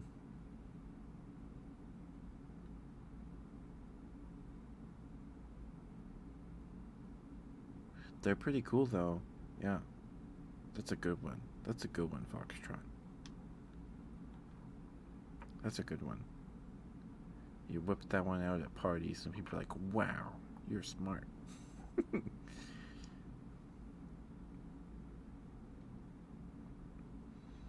those they're pretty cool. I like them. They remind me of like maned wolves or deer wolves. Is that what they're called? Just in color and how kind of almost lanky they look. And like they're an animal that like nobody really knows is there, but like it's a bear. So like, yeah, it's a maned wolf. Yeah, maned wolf. Maned wolves are really cool. I really like maned wolves because like nobody talks about them, right? They're not as popular as just a wolf or like a fox, but like you see one and you're like, holy smokes! I wish I knew about these sooner. These are really cool.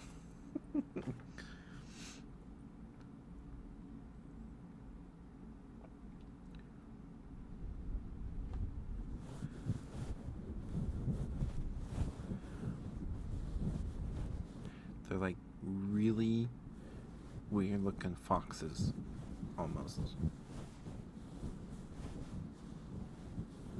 But they're really pretty animals. They're really pretty animals.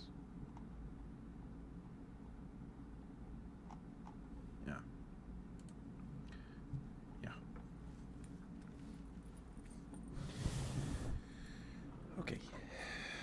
I'm going to try to read this Wikipedia article. We'll do that, and that might take us to the end of stream. So if you have any requests for triggers or anything, get those in soon. Well, you don't have to rush, but like we'll probably call it like here in like 30 minutes. So, yeah, just keep that in mind. But yeah, I didn't know goby bears were a thing. Foxtrot, thank you. Those are really cool animals. Those are really cool.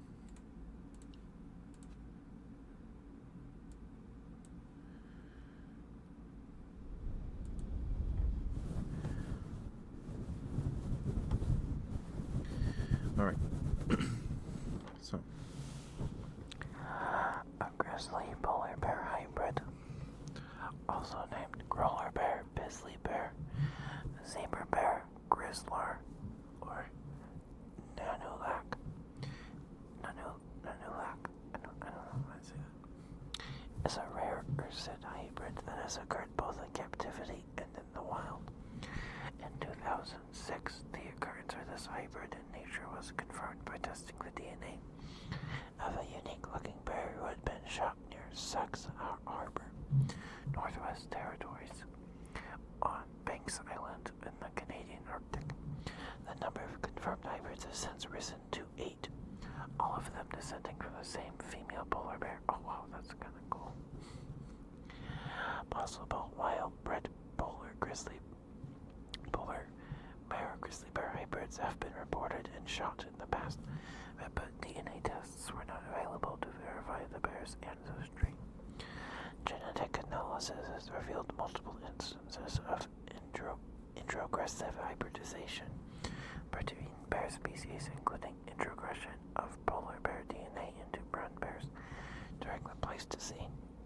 Grizzly bear is a local common name for Ursus arctos, whereas brown bear is used internationally and in science to refer to the species as a whole. Occurrences in the wild. With several suspected sightings and 8 confirmed cases, theories of how such hybrids might naturally occur have become more than hypothetical, although these sister species often occupy adjacent regions. Direct contact has not been the norm because polar bears hunt, breed, and sometimes even make maternity dens on sea ice where brown bears have an overwhelmingly terrestrial lifestyle. Scientists have been unable to give an exact explanation for the phenomenon. One theory suggests that the grizzly population increases, male bears leave their dens sooner while females stay with their cubs. This means that to the male grizzlies, female polar bears have become viable mates.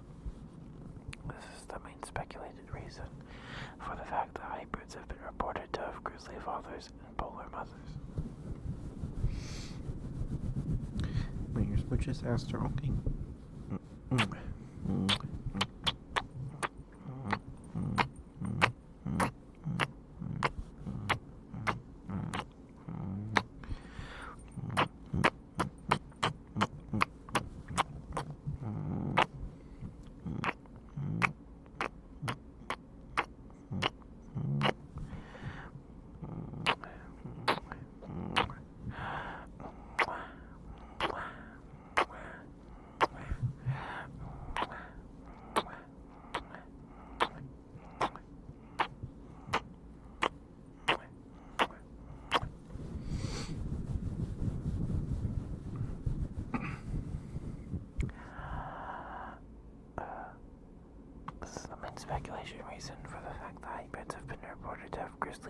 fathers and polar mothers.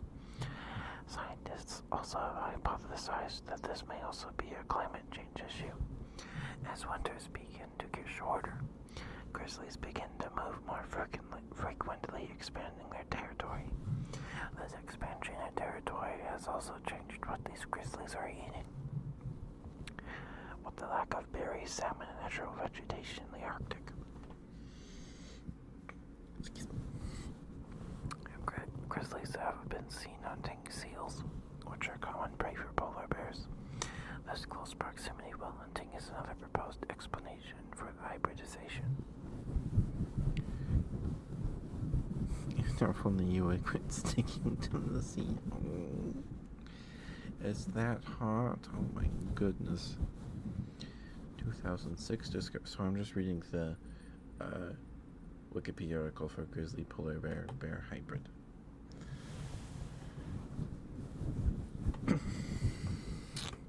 Jim Martell, a hunter from Idaho,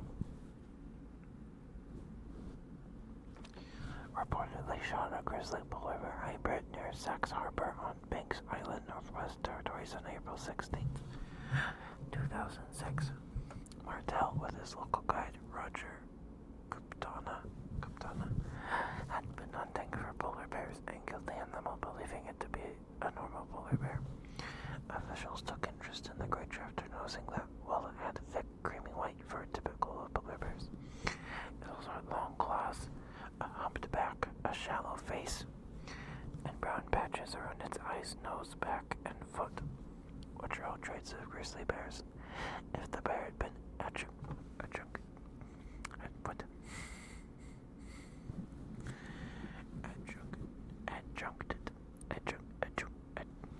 adjudicated to be grizzly, the hunter would have faced a possible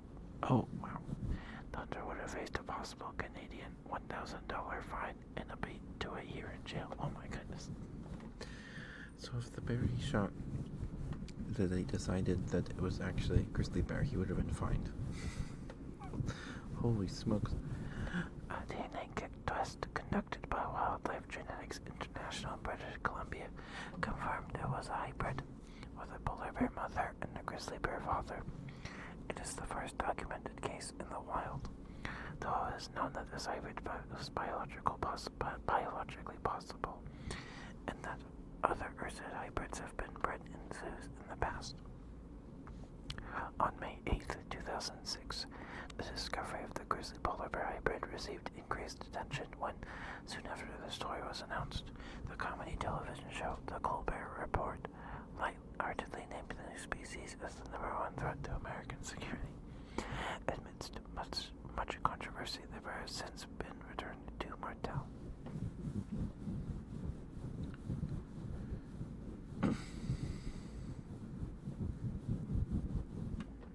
Subsequent discoveries. On April, it's that on in Texas, that makes sense. On April 8th, 2010, David Kuptana and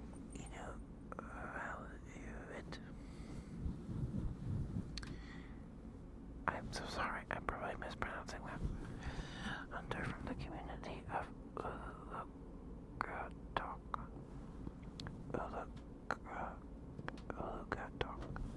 on Victoria Island shot what he thought was a polar bear after inspecting the bear and having its DNA tested. It was discovered that the bear's mother was a grizzly polar bear hybrid and the father was a grizzly bear. Whoa!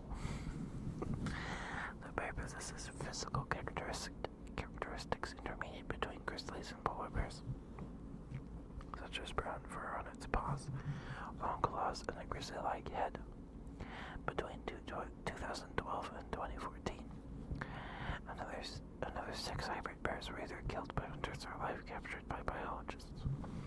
Samples were collected from all 6, and genetic analysis confirmed both their hybrid status and their family relationships. The 8 hybrids identified to date include 4 first-generation 50-50 split and 4 grizzly bear back cross individuals, 75-25, 2 grizzly 75% and polar bear 25%. A single F1 female was the mother of all 4 back-cross individuals, and a single female polar bear was the mother of all 4 F1s, and thus the grandmother of all 4 back-cross bears.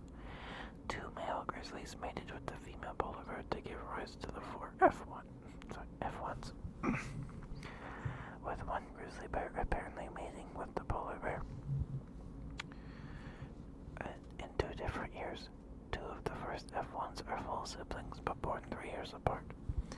The same 2 male grown bears both mated with the F1 female to produce the 4 back-cross individuals, with 3 litter mates being sired by 1 male and a single older 3/4 grizzly bear coming from a mating between the F1 female and her father. Oh, so some of them were inbred. Okay. There's an image of the Uluk. I'm so sorry. I'm probably butchering that. I'm not trying to be disrespectful. I'm just really bad at saying words. I'm so sorry, but it's a very pretty animal. It's all white, and then its legs, its arms and legs are shaggy brown. Very pretty animal. A very pretty animal. Arviat bear. It was widely reported that a bear shot in 2016 near Arviat on the western shore of Hudson Bay was a hybrid, with news agencies stating that this was the outcome of climate change. This bear was light in color, but blonde grizzly bears are common on the barren grounds. And the Arviat bear did not have other features characteristic of hybrids. The Arviat bear was subsequently confirmed by genetic analysis to be a pure brown bear, so it's just a blonde grizzly. Range expansion of brown bears is a possible contributing factor. Ancient hybridization? Okay. But range expansion of brown bears as a possible contributing factor. It is currently unknown why grizzly bears are being found in the habitat of polar bears. Although a grizzly bear was killed on Banks Island in 1951, it has, until recently, been rare for the species to stray far north of the coast of mainland Canada.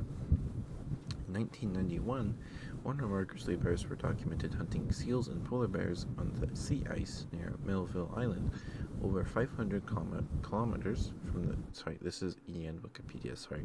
I don't know what that is in miles.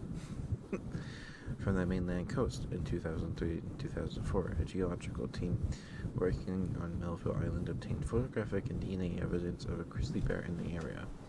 Their report also collated information on several other sightings in the Canadian Arctic archipelago. Grizzly bears have apparently also been extending their range east across the barren grounds towards Hudson Bay and south towards northern Saskatchewan and Manitoba. Between 2003 and 2008, 7 individuals were spotted in Wabusk National Park, south of Churchill, Manitoba, an area used by polar bears for maternity dens and as a refuge during the ice-free season on Hudson Bay. Ancient hybridization.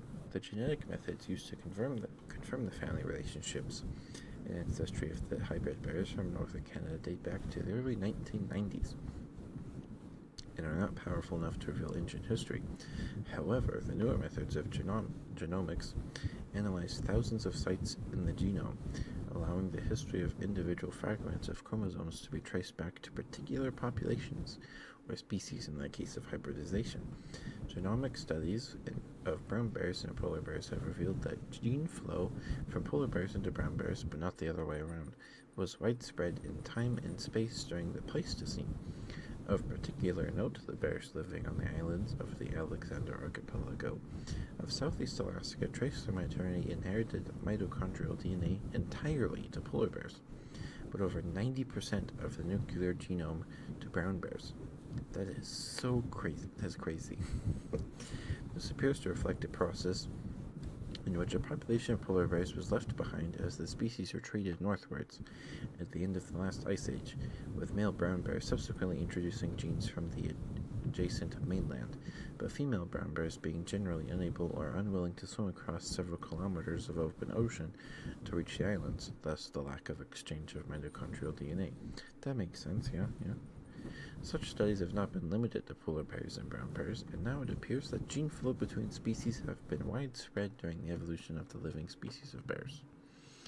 It's super interesting that the polar bear genes were introduced to brown bears, but not the other way around. Or that's what that said, right? Yeah. Genomic studies of brown bears and polar bears have revealed that gene flow from polar bears into brown bears, but not the other way around, was widespread. So, polar bears would breed with the grizzlies, and grizzlies, but like, polar bears would introduce genes to grizzlies. Is that what they're saying? I think that's what that's saying. Gene flow went from polar bears into brown bears, but brown bear genes did not really flow into polar bears. Interesting. The bears living on the islands of the Alexander Archipelago, which is a 300-mile-long archipelago in North America lying off the southeastern coast of Alaska. Contains about 1,100 islands, tops of submerged coastal mountains that rise steeply from the Pacific Ocean. Okay. So that particular population of bears traced their maternally inherited mitochondrial DNA entirely to polar bears, with over 90% of the nuclear genome to brown bears. And much population of polar bears was left behind on the archipelago, and then grizzlies would go to that island, and then they would mate with the polar bears. But seemingly only male brown bears introduced genes to that population of polar bears. For some reason. I guess them not wanting to swim across several kilometers of open ocean makes sense. Naming. So we're going to call it a night here in about 10 minutes. If you have any trigger requests, or if you want your smooches, good boys, good girls, whatever you got, get those in soon. Or forever hold your peace till Wednesday. Foxtrot wants smooches? Okay. Let me drink some water.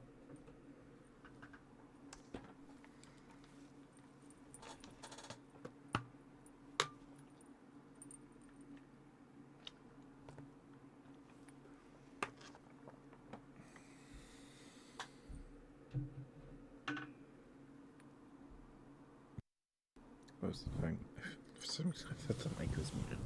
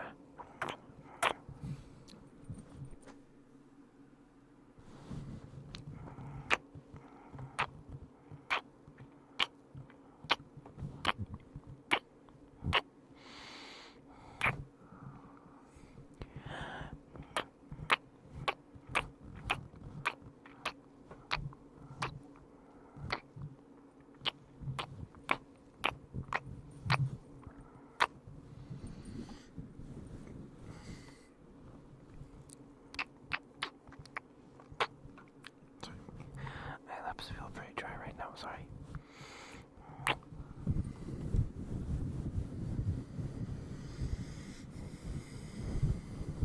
Thank you for the smooch redeem, Foxtrot. Thank you. Naming. Since the 2006 discovery placed the hybrid into the spotlight, the media have referred to this animal several portmanteau names, such as Pizzly bear, Griller bear, and Paulisley, but there's no consensus on the use of any of these terms. Canadian wildlife officials have suggested calling the hybrid Nanulak, taken from the Inuit names for polar bear, Nanook, and grizzly bear, Aklak. By one convention, the name of the sire comes first from such combinations. The offspring of a male polar bear and a female grizzly bear would be the suggested Nanook or a Pizzly bear, while the offspring of a male grizzly and a female polar bear would be a growler bear or possibly an Aknuk. Captive hybrids. Alright. This is the last bit. Hi, Draki. Best mooches in the industry. Thank you. I do my best. Hi, Draki. How are you, dear? Good to see you. Hope you've been well. Hope you had a good weekend.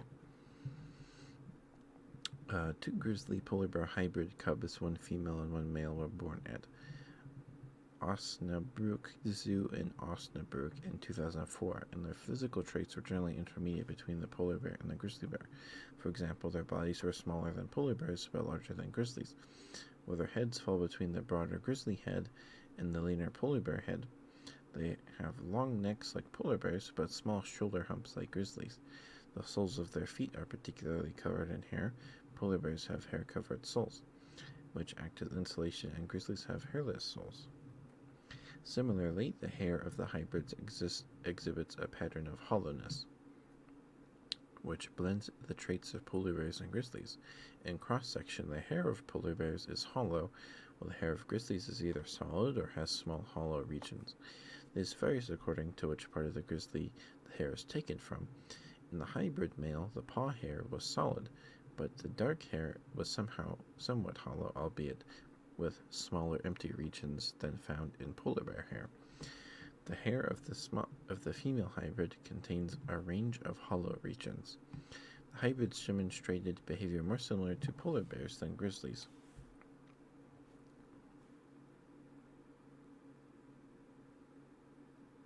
Sorry.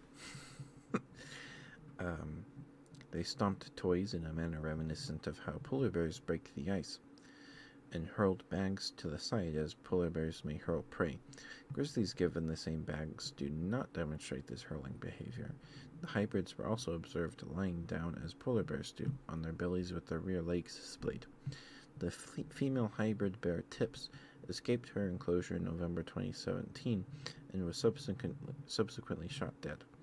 Zoo director Michael Boas reasoned that a tranquilizer would have taken 20 minutes to take effect, adding that Tip's death was a great loss. That's too bad. That's really sad.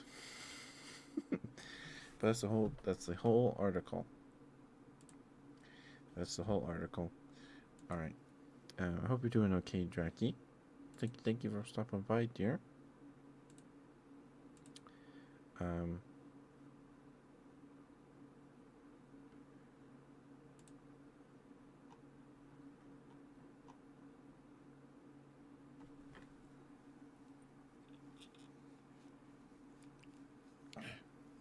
Sorry.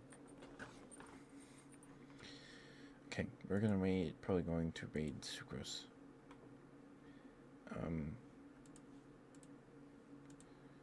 Yeah, we're gonna raid Sucrose. We're gonna go say hi. Thank you again for the raid, Beatrice, thank you so much. It was nice to meet you. Your model is adorable. I'm sure you're not here anymore, but thank you so much for the raid and the follow. Thank you. And I will see you guys. Alright, let's get the raid started here. Give me a second to swap my headphones. And I will be right back.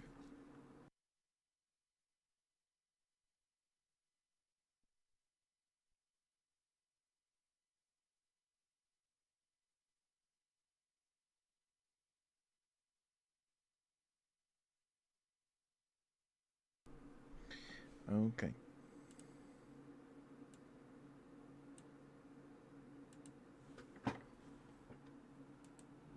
Hi, Ploosh.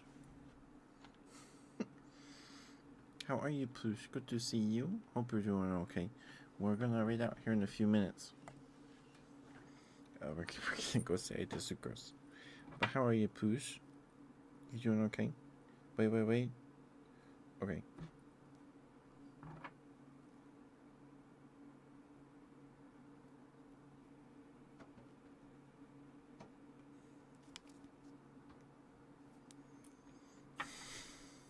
Please.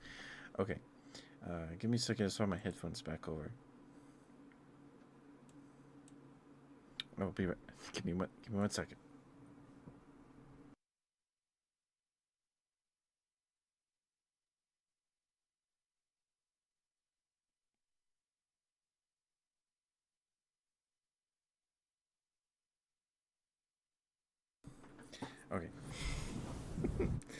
How are you, Pooch? We were just reading Wikipedia. Wikipedia. We were reading about polar bear, grizzly bear hybrids.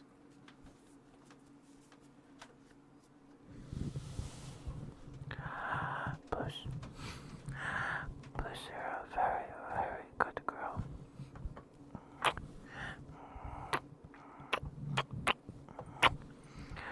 very proud of you, Plush.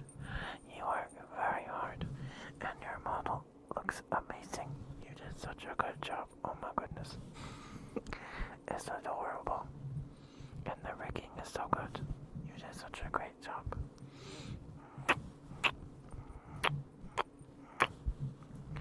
I'm very proud of you, Plush. Thank you for being here. It's always good to see you. It's always good to see you. Thank you for what you do, Plush. And thank you for being who you are. I think the world is a little brighter place for it.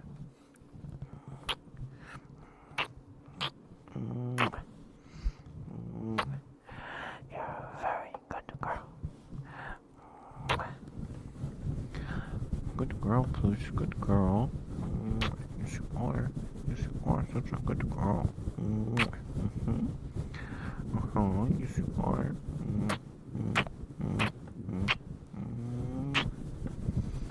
Yes, you are such a good girl.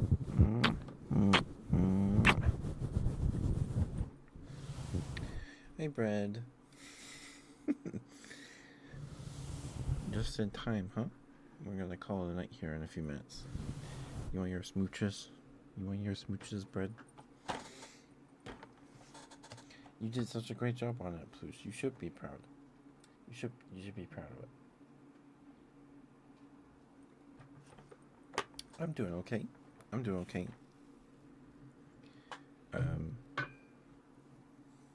Yeah. I made plans with Sucrose to play games on Thursday.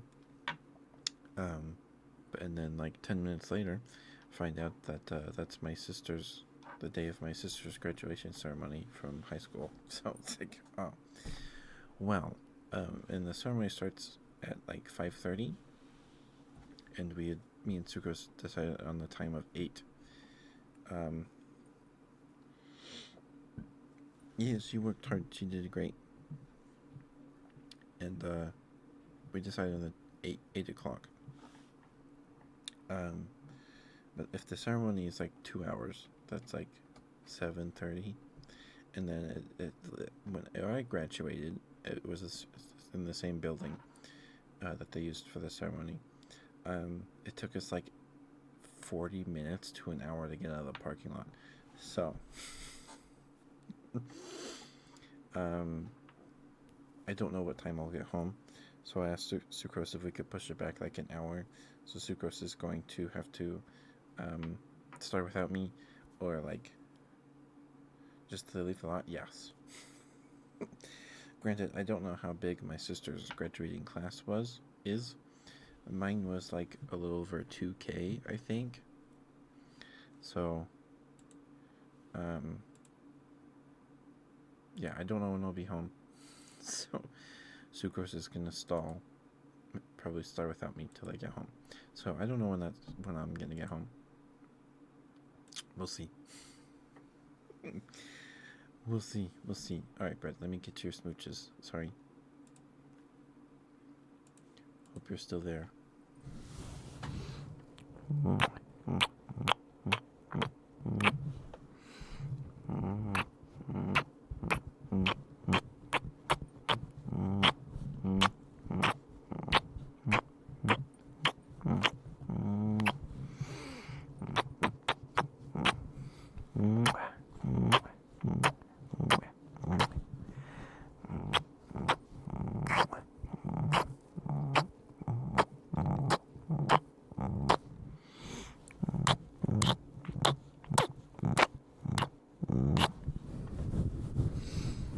Tango, Brent.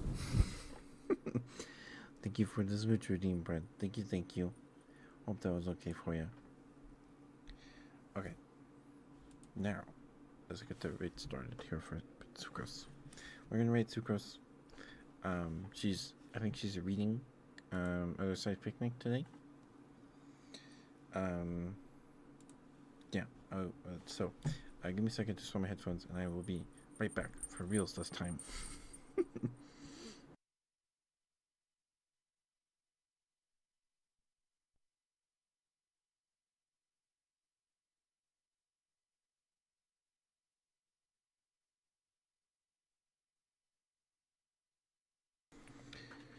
Okay.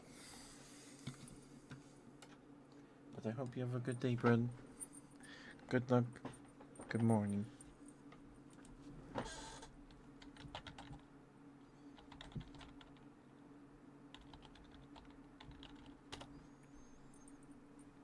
I'll see you guys tomorrow. Be nice to Suko. She's a sweetheart. Thank you again for the raid, Beatrice. I feel like I say that word. I feel like I say it wrong every time. I'll see you guys tomorrow with some Mass Effect 3, if it works. If not, we'll probably play some Slime Rancher or something. We'll figure something out. Yeah, thank you for the follow, Beatrice. Thank you. Your model is so cute. Can I give Beatrice a shout out real quick? Can I do that?